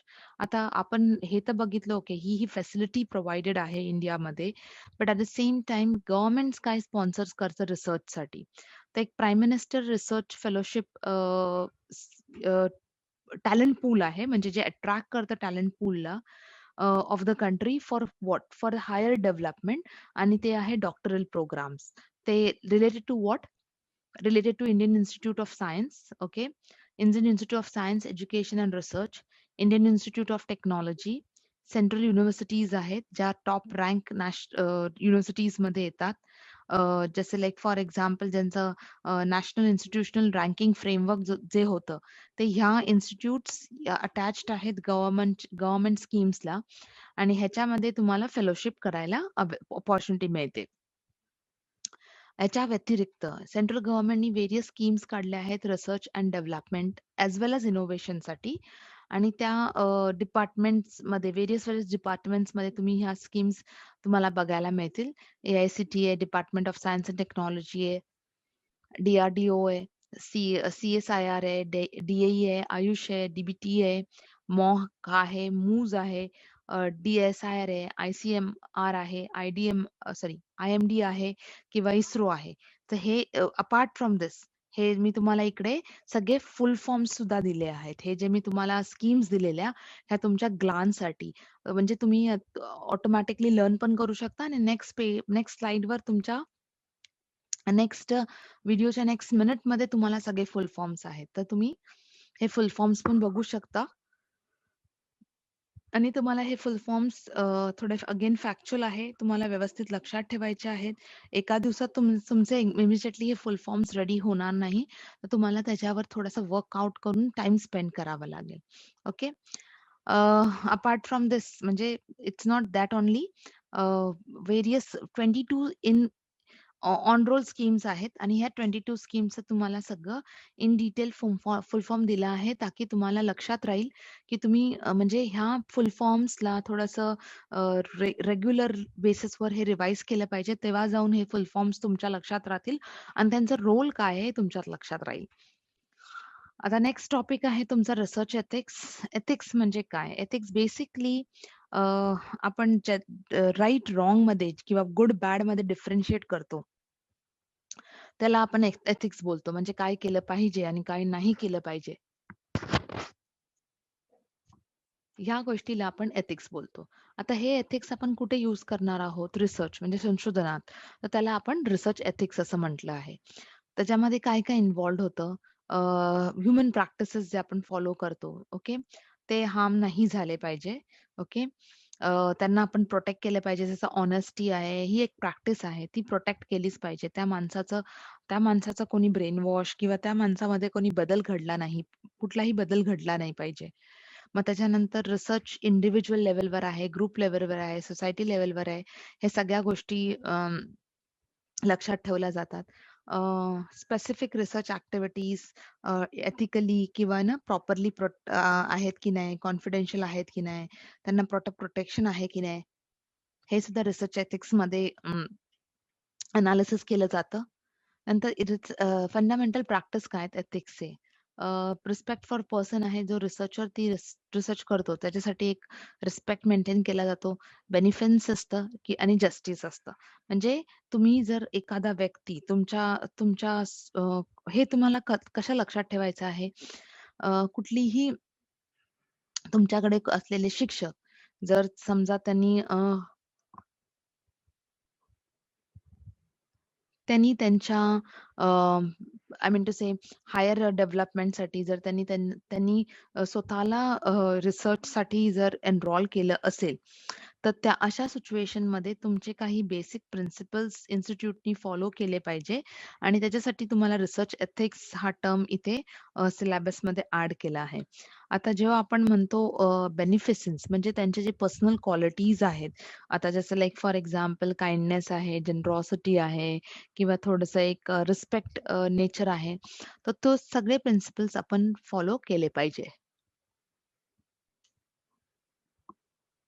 Next आहे ethical issues relevant to research process. आता ऑब्व्हियसली आपण जेव्हा एथिक्स बोलतो, एथिक्स आपण का आणलं आहे? कारण कुठे ना कुठे ते इश्यूज असतील आणि ते इश्यूज आपण सॉल्व्ह करण्यासाठी रिसर्च एथिक्सची हेल्प घेतो. लाइक फॉर एक्झाम्पल बायस नसलं पाहिजे. तुम्ही कोणालाही फेव्हरिझम नाही केलं पाहिजे.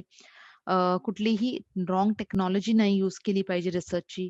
फॉल्सिफिकेशन किंवा फॅब्रिकेशन, मॅनिप्युलेशन हे तुम्ही काही करायला नाही पाहिजे. रिपोर्ट तुम्हाला क्लिअर असायला पाहिजे तुमचा. कुठलाही इनअप्रोप्रिएट म्हणजे कुठलेही सिग्नेचर घेऊन का कोणाचीही सिग्नेचर घेऊन अ, तुम्ही इनअप्रोप्रिएट रिपोर्ट बनवता, तो किंवा इनकरेक्ट रिपोर्ट बनवता, हे पॉसिबल हे ह्यात डेफिनेटली हे ह्या एथिक्समध्ये फॉलो नाही होत. डुप्लिकेसी किंवा कोणाचं वर्क कॉपी केलंय तुम्ही, कोणाचं पब्लिकेशनमधून काही तुम्ही घेतलंय, तर नाही, अलाउड नाहीये. पार्शल पब्लिकेशन म्हणजे तुम्ही एक पेपर 10 वेळा त्याला ब्रेक करून तो पेपर डिस्प्ले करताय, हे पण नाही. तुम्हाला एक रिसर्च कंप्लीट एक्सरसाइज आहे. ते तुम्हाला कंप्लीट फॉर्ममध्येच केली पाहिजे. रिव्ह्यू प्रॉपरली घेतला पाहिजे. प्लेजरिझम नाही असलं पाहिजे. रिलायबिलिटी आणि व्हॅलिडिटी दोन्ही I mean to say properly check केली पाहिजे. तर हे सगळ्या गोष्टी ॲक्चुअली इश्यूजमध्ये काउंट आउट होतात आणि म्हणून आपल्याला रिसर्च एथिक्स ह्याचा अभ्यास करणं गरजेचं आहे. आता रिसर्च एथिक्समध्ये डेफिनेटली एथिक्स आणलंय कारण काय तिथे अनएथिकल ॲक्टिव्हिटीज होतायत. मग त्या स्टॉप करण्यासाठी आपण काय करू शकतो? जसं like for example professional code follow करू शकतो. जेव्हा आपण प्रोफेशनल कोड असं म्हणतो, म्हणजे आपण लोकांना शिकवलं पाहिजे, की काय गुड आहे, की काय काय चांगलं आहे, काय चांगलं नाही आहे, काय करायला पाहिजे, काय नाही करायला पाहिजे. तर हे या रिसर्च एथिक्समध्ये ॲड होतं. सेंट्रल गव्हर्नमेंट आणि स्टेट गव्हर्नमेंट डेफिनेटली जे रूल्स पास केले जे रूल्स पास केलेत ते इंडिव्हिज्युअलला पण उपयोगी आहेत ॲज वेल एज सोसायटीला पण. म्हणून दोघांनीही केअर घेतली पाहिजे, की तुमचे जे लाइक फॉर एक्झाम्पल तुमचं इंडिव्हिज्युअल जे गोल आहे, ते तुम्ही मेंटेन करून तुम्ही कंपनीच्या गोलकडे टुवर्ड्स प्रोग्रेस करता आहे. नेक्स्ट आहे तुमचं कन्सेंट तुम्हाला घ्यायचा असेल, तुम्ही कोणाकडून रिसर्च फिल करून घेता. कोणाच्या ॲब्सेन्स मध्ये नाही घेतलं पाहिजे. त्यांचा कन्सेंट कंपल्सरी आहे. तुम्हाला जर डायग्नोसिस फाइंड आउट करायचं तर पायलट स्टडी. पायलट स्टडी म्हणजे एक डीप स्टडी करण्याआधी तुम्ही एक स्मॉल स्टडी करता. त्याने तुम्हाला एक्झॅक्टली कळतं की ह्या जागेत काही म्हणजे जर तुम्ही लाइक फॉर एक्झाम्पल एका लँडवर प्रोजेक्ट करताय, तर त्याची फर्टिलिटी तुम्हाला फाइंड आउट करायची आहे. तर तुम्हाला ते रिसर्च करणं गरजेचं आहे. नंतर follow up, diagnostic, preventive measures, minimising the risks. Okay. हे सगळे एथिक्सचे प्रिन्सिपल्स आहेत. जे म्हणजे ऑलमोस्ट सगळ्यांना अ, माहिती आहे. पण तरी पण आपण कुठे ना कुठे काहीतरी चुकी करतो. म्हणून हे प्रिन्सिपल्स तुम्हाला प्रॉपरली आणि केअरफुली रीड करायचे. जे आहे स्केलिंगवरती, रिसर्च रिपोर्टवर आणि रेफरन्सिंग स्टाईलवर. तर सगळ्यात आधी आपण स्केल्स बघूया. तुम्हाला 4 स्केल्स दिलेले आहेत तुमच्या सिलेबसमध्ये. जे स्केल्स आहेत nominal scale, ordinal scale, interval scale आणि रेशिओ स्केल. आता जेव्हा आपण ह्या स्केल्स ह्या तुम्हाला एक्झाम पॉइंट ऑफ व्ह्यूनी तुम्हाला ह्याचे कसे क्वेश्चन्स येऊ शकतात. म्हणजे एक्झाममध्ये हा टॉपिक तुम्हाला कसा येऊ शकतो. सगळ्यात आधी तुम्हाला ह्याचे मॅच द फॉलोइंग म्हणून हा टॉपिक येऊ शकतो. ज्याच्यात तुम्हाला सगळे स्केल्स दिले जातील. ओके. त्याच्या ऑर्डर वाईज असेल. नॉमिनल पासून स्टार्ट होतात. हायेस्ट आहे रेशिओ. किंवा तुम्हाला एक्झाम पॉइंट ऑफ व्ह्यूनी तुम्हाला एक्झाम्पल्स दिले जातील आणि तुम्हाला ते स्केल्स मॅच करायचे आहेत. जसं आपण आता नॉमिनल स्केल बघूया. नॉमिनल स्केल ही स्केल आहे ज्याच्यात न्यूमेरिकल व्हॅल्यू नसते. आपण त्याच्यात ॲडिशन, सबट्रॅक्शन, डिव्हिजन हे करू नाही शकत आणि त्याला कॅटेगरियल व्हेरिएबल स्केल असंही म्हणतात. नॉमिनल स्केलच्या बद्दल फ्रॉम एक्झाम पॉइंट ऑफ व्ह्यूने तुम्हाला काय गोष्टी लक्षात ठेवायच्या असेल. जसं कॅटेगरीज आहेत, लेबल्स आहेत, क्लासिफिकेशन आहे, नावं आहेत, टाइप्स आहेत. हे सगळे वर्ड्स तुम्हाला कुठे मिळतात नॉमिनल स्केलमध्ये. त्याला आपण क्वांटिफाय. आता क्वांटिफायचा अर्थ काय आहे, की त्याला आपण ॲड करू शकत नाही, सबट्रॅक्ट करू शकत नाही, डिव्हाईड करू शकत नाही, मल्टिप्लाय करू शकत नाही. त्याला दुसरं नाव काय आहे? कॅटेगरियल व्हेरिएबल्स. तर जेव्हा आता तुम्ही नोट्स घेता किंवा एक्झाम पॉइंटने तुम्हाला काय लक्षात ठेवायचंय, त्याच्यावर मी खूप फोकस केला आहे. कॅटेगरीज, लेबल्स, क्लासिफिकेशन, नावं, क्वांटिफाय नाही होत. क्वांटिफाय नाही होत त्याचा अर्थ काय?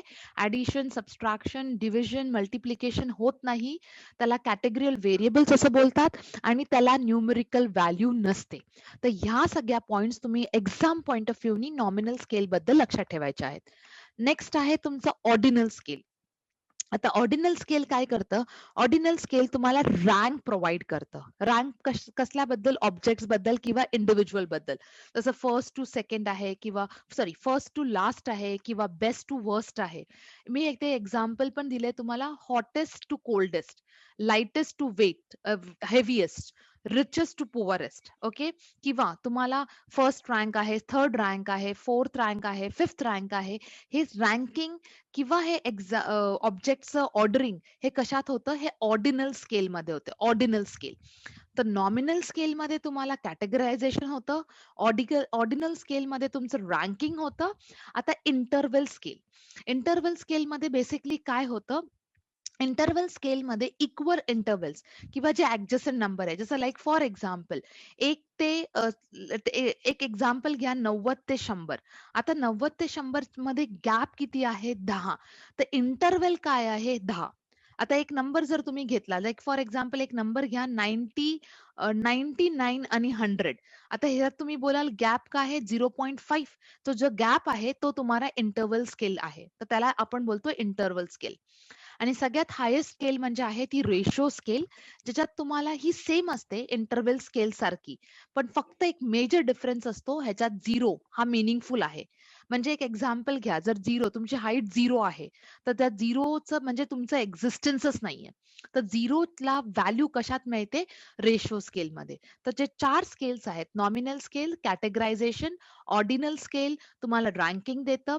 इंटरव्हल स्केल तुम्हाला इक्वल इंटरव्हल्स किंवा ॲडजस्टंट नंबर दाखवतं आणि रेशिओ स्केल ज्याच्यात 0 ॲड होतं. तर एक्झाम पॉइंट ऑफ व्ह्यूनी ही गोष्ट ह्या फक्त इम्पोर्टंट पॉइंट आहेत त्या तुम्हाला लक्षात ठेवायच्या आहेत. मग त्या कशा पण येऊ शकतात. मॅच द फॉलोइंगमध्ये पण येऊ शकतात किंवा ते तुम्हाला लाइक फॉर एक्झाम्पल एक्झाम्पल्स देतील. त्या एक्झाम्पल्समध्ये कुठली स्केल आहे हे तुम्हाला फाइंड आउट करायचंय. कन्सेप्ट तुमचा पूर्णपणे क्लिअर हवा. नेक्स्ट आहे रिसर्च रिपोर्ट. आता रिसर्च रिपोर्टवर काय क्वेशन येऊ शकतं? रिसर्च रिपोर्टवर क्वेशन स्टेप्सवर येऊ शकतात एक्झाममध्ये. तसं स्टार्ट होतं हे लाइक फॉर एक्झाम्पल टायटल पेजनी, नंतर सर्टिफिकेट ऑफ ओरिजिनॅलिटी आहे, एक्नॉलेजमेंट असतं, अब्स्ट्रॅक्ट असतं, इंट्रोडक्शन येतो, स्कोप किंवा लिमिटेशन्स ऑफ द स्टडी येते रिसर्च रिपोर्टमध्ये, लिटरेचर रिव्ह्यू असतं, रिसर्च डिझाइन असते, डेटा अनालिसिस आणि इंटरप्रिटेशन असतं, कन्क्लुजन असतं, बिब्लिओग्राफी, रेफरन्सिंग किंवा अपेंडायसिस. बिब्लिओग्राफी अँड रेफरन्सेस आणि अपेंडायसिस. बहुतेकदा ह्याच्यावर क्वेशन असं बघितलंय की स्टेप्स देतात. ते तुम्हाला कन्फ्यूज करू शकतात, की आधी डेटा अनालिसिस येतं किंवा लिटरेचर ऑफ रिव्ह्यू. तर तुम्हाला खूप पर्टिक्युलर राहिलं पाहिजे की कुठली सिक्वेन्स आहे. तर ह्या रिसर्च रिपोर्टमध्ये क्वेशन फक्त आणि फक्त सिक्वेन्सवर येणार आहे. तो तुम्हाला लक्षात ठेवायला पाहिजे. Next research presentation. आता लाइक फॉर एक्झाम्पल जेव्हा तुम्ही रिसर्च करता, तर त्याचं प्रेझेंटेशन त्याचं त्याचं प्रेझेंटेशन कुठे तुम्ही तो रिसर्च रिफ्लेक्ट करता. तर रिसर्च तुम्ही करू शकता कॉन्फरन्समध्ये, जो कॉन्फरन्स मे बी फॉर दिवस म्हणजे 2 किंवा दिवसांचं किंवा 3 दिवसांचं किंवा 5 दिवसांचं कॉन्फरन्स आहे. सिम्पोजियम. आता सिम्पोजियम आणि कॉन्फरन्स एकच आहे ज्याच्यात तुम्ही अकॅडमिकली रिसर्च पेपर प्रेझेंट करता. बट सिम्पोजियम कसं डिफरन्स काय की सिम्पोजियम फक्त एका दिवसाचं असतं किंवा सेमिनार आहे ज्याच्यात तुम्हाला एक्सपर्टाईज असतात आणि त्याच्यावर पॉइंट्स रेस केले जातात. वर्कशॉप किंवा वेबिनार आहे. वर्कशॉप आणि वेबिनारमध्ये सुद्धा तुम्ही तुमचा पेपर रिफ्लेक्ट करू शकता. आणि नेक्स्ट आहे दॅट इज कॉलिक्युम. कॉलिक्युम पण हे एक प्रकारचं सिम्पोजियम बोला तुम्ही किंवा तुम्ही सेमिनार बोला, ज्याच्यात अकॅडमिक कॉन्फरन्स सेमिनार, त्याला एक सिमिलर वर्ड कॉन्फरन्स सेमिनार्स दिलं आहे, ज्याच्यात तुम्ही अकॅडमिकली तुमचं रिसर्च रिफ्लेक्ट करू शकता. एक रिलेटेड टॉपिकवर एक मीटिंग होते आणि त्याच्यात तुम्ही रिसर्च बद्दल डिस्कस करू शकता. तर तुमचं रिसर्च प्रेझेंटेशन ह्या टॉपिक्स ह्या पद्धतीत होऊ शकतं. आता तुम्हाला एक्झाम पॉइंट ऑफ व्ह्यू मध्ये कुठला क्वेश्चन येऊ शकतं की कॉन्फरन्स आणि सिम्पोजियम मध्ये डिफरन्स काय? सेम आहे, फक्त कॉन्फरन्स थोडं लॉंगर असतं, सिम्पोजियम थोडं लिमिटेड मे बी एका दिवसाचं असू शकतं. तर ह्या प्रकारे तुम्हाला जसं सेमिनार आणि वर्कशॉप, सेमिनारमध्ये टॉपिकवर रिफ्लेक्ट केलं जातं, वर्कशॉपमध्ये तुम्हाला प्रॅक्टिस. जसं लाइक मी एक्सेलचं वर्कशॉप घेतलंय, तर तुम्हाला एक्सेल मध्ये थोडंसं 2-3 तासासाठी एक्सेल बद्दल शिकवलं जातं आणि तुम्हाला प्रॅक्टिस सेशन घेतली जाते एक नॉमिनल वे मध्ये. तर हे तुम्हाला डिफरन्सेस खूप स्पष्टपणे लक्षात ठेवले पाहिजे. नेक्स्ट आहे तुमचं रेफरन्सिंग स्टाईल. तर आता तुमच्या सिलेबसमध्ये काही रेफरन्सिंग स्टाईल दिल्या आहेत. आता रेफरन्सिंग स्टाईलमध्ये एक्झाममध्ये काय क्वेश्चन्स येतात? तुम्हाला एक्झाम्पल्स दिले जातात आणि तुम्हाला रिकॉग्नाइज करायचं असतं की स्टाईल कुठली आहे. तसं आता पहिला स्टाईल आहे आपल्याकडे हार्वर्ड स्टाईल. तर हार्वर्ड स्टाईलमध्ये ऑथर्स नेम पहिलं येतं, नंतर इयर ऑफ पब्लिकेशन असतं, आर्टिकल टायटल कोटेशनमध्ये असतं, नंतर व्हॉल्यूम किंवा जर्नल जे आहे ते इटॅलिक्स फॉर्ममध्ये देतात. त्याच्यानंतर तुम्हाला व्हॉल्यूम असतं आणि इश्यू नंबर असतो ब्रॅकेटमध्ये, आणि त्याचं पेज नंबर असतं. तर ही तुम्हाला पॅटर्न जी आहे ती लक्षात ठेवली पाहिजे. मी परत रिपीट करते, ह्या ह्या ज्या गोष्टी आहेत टॉपिक मधल्या, ह्या तुम्हाला एकदा व्हिडिओ बघून लक्षात नाही राहणार. तुम्हाला ते प्रॉपरली नोट्स घ्यावे लागतील तुमच्या रेफरन्ससाठी. हे बघा, जे आपण करतो आहे आता, जर तुम्ही 1 तास व्हिडिओमध्ये किंवा मे बी 15-20 मिनिटाचा व्हिडिओ आहे, पण त्याच्यानंतर तुम्ही 1 तास घेऊन सगळे नोट्स रेडी केले आणि त्या नोट्सला फक्त तुम्ही ग्रो थ्रू केलं व्यवस्थित, तर तुमचा 50% पेक्षा जास्त काम इकडे होतं. हां, सेकंड टाईम तुम्हाला फक्त रिव्हिजन करावं लागेल आणि तुम्हाला हा कन्सेप्ट क्लिअर होईल. तर हार्वर्ड स्टाईलमध्ये काय इम्पोर्टंट आहे, की तुमचं हार्वर्ड स्टाईल रिप्रेझेंटेशन कसं असतं? ऑथर नेम असतं, इनिशियल, इयर ऑफ पब्लिकेशन असतं, टायटल कोटेशनमध्ये असतं, नेम ऑफ द जर्नल इटॅलिक्समध्ये असतं, व्हॉल्यूम रिप्रेझेंट केला जातो कॉमा, ओके. नंतर इश्यू नंबर असतो ब्रॅकेटमध्ये आणि पेज नंबर असतो. तर ह्याला आपण काय बोलतो? ह्याला आपण हार्वर्ड स्टाईल बोलतो. नेक्स्ट आहे तुमचं एम-एल-ए स्टाईल. आता एम-एल-एचे फुल फॉर्म हा एक क्वेश्चन येऊ शकतो. Modern language association. त्याच्यात काय आहे? ऑथर नेम आहे, टायटल ऑफ द आर्टिकल आहे, टायटल ऑफ द आर्टिकल आहे, नेम ऑफ द जर्नल आहे, व्हॉल्यूम नंबर आहे फॉलोड बाय डेसिमल, ओके, किंवा issue number, year of publication आहे, पेज नंबर आहे आणि त्याचं मीडियम ऑफ पब्लिकेशन आहे, की ऑनलाईन आहे किंवा प्रिंट आहे. आता ह्याच्यात एक्झाम्पल जसं मी तुम्हाला सांगितलं, ते कुठली पण एक स्टाईल देतील. 3 स्टाईल्स रॉंग असतील, एक स्टाईल करेक्ट असेल. पण ती कुठली आहे? एम-एल-ए आहे किंवा ती शिकागो आहे किंवा ती ए-पी-ए आहे किंवा ती हार्वर्ड स्टाईल आहे, हे तुम्हाला फाइंड आउट करायचंय. नेक्स्ट आहे तुमचं A style that is American psychological association style. ज्याच्यात आपण बघतो फर्स्ट ऑथर नेम आहे जे इनिशियल्स बरोबर असतं. नंतर इयर ऑफ पब्लिकेशन आहे. आर्टिकलचं टायटल आहे जे फुल स्टॉप मध्ये फॉलो केलं जातं. जर्नल इटॅलिक्स फॉर्म मध्ये म्हणजे जर्नल इटॅलिक्स फॉर्म मध्ये हार्वर्ड आणि स्टाईल मध्ये आहे. व्हॉल्यूम फॉलोड बाय कॉमा आहे जे सेम तुम्हाला हार्वर्ड स्टाईल मध्ये पण मिळतं आणि पेज नंबर आहे. तर तुम्ही एक गोष्ट नोट केली, ए-पी-ए स्टाईलमध्ये इश्यू नंबर नाही देत. ओके. तर ह्या छोट्या-छोट्या गोष्टी तुम्हाला लक्षात ठेवल्या पाहिजेत. नंतर शिकागो स्टाईल आहे. शिकागो स्टाईलमध्ये नेम ऑफ द ऑथर आहे. टायटल आहे जे डबल कोटेशन. आता हे बघा शिकागो स्टाईलमध्ये हा एक युनिक पॉइंट आहे, की डबल कोटेशनमध्ये असतं. टायटल ऑफ द जर्नल इटॅलिकमध्ये आहे, व्हॉल्यूम आहे, इयर ऑफ पब्लिकेशन आहे आणि पेज नंबर आहे. तर हे तुम्हाला कुठल्या स्टाईलमध्ये मिळतं? शिकागो. तर ह्या स्टाईल्स तुम्हाला दिल्या जातील आणि ह्याच्यातून तुम्हाला फाइंड आउट करायचं असेल, ती कुठली राइट स्टाईल आहे. ओके. हे खूप खूप इम्पॉर्टंट आहे. थोडं मायन्यूटली बघितलं की तुम्हाला ते ऑटोमॅटिकली कळेल. तर आता नेक्स्ट आहे अब्रिव्हिएशन्स. आपण कॉमन अब्रिव्हिएशन्स बघूया. अब्रिव्हिएशन्सवर क्वेशन्स बेसिकली तुम्हाला मॅच द फॉलोइंग मध्ये दिसतील. आता ई-टी-एल ह्याचा अर्थ काय होतं? ह्याचा अर्थ आहे ई-टी-एल-ई म्हणजे तुम्हाला जर 2 पेक्षा जास्त ऑथर्स आहेत, तर त्यांच्या नावापुढे आपण ई-टी-ए-एल असं ॲड करतो. जर आय-बी-आय-डी आहे, तर लॅटिनमध्ये ह्याला काय बोलतात? आय-डी-बेम इन सेम प्लेस. म्हणजे जर त्या पर्टिक्युलर रीडिंगमध्ये तुम्हाला ते वर्क रिपीटेड असलं, तर त्याच्यामध्ये हे आय-डी आपण ॲड करतो. ह्याचा अर्थ कळतं, की ते वर्ड रिपीटेड आहे. नुसतं आय-डी यूज केलं, की सेम. हे आय-डी पर्सनसाठी यूज होतं आणि आय-बी-डी-आय-डी हे यूज होतं आपल्या वर्कसाठी. सेम वर्क असेल, तर आय-बी-आय-डी आणि सेम पर्सन असेल, तर आय-डी. आणि 2 पेक्षा जास्त असतील तर ई-टी-ए-एल.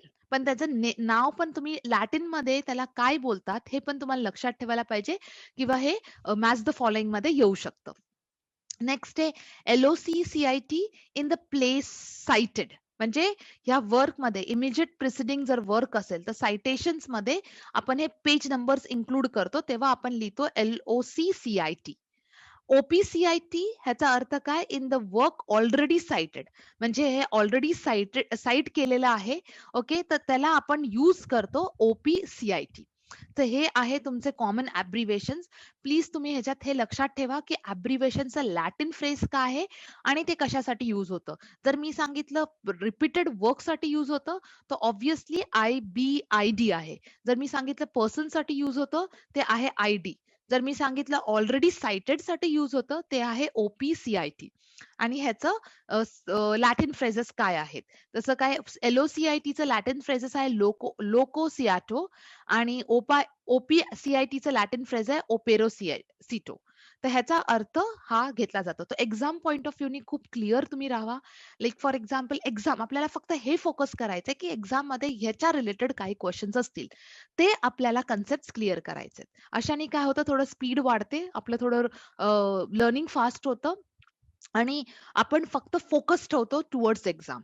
तर ह्या पद्धतीने जर तुम्ही अभ्यास कराल तर डेफिनेटली तुमचा रिव्हिजन पण लगेच होईल आणि खूप व्यवस्थित तुमची पॅटर्न फॉलो होईल जाईल आणि सिस्टमॅटिक पद्धतीने तुमचे एक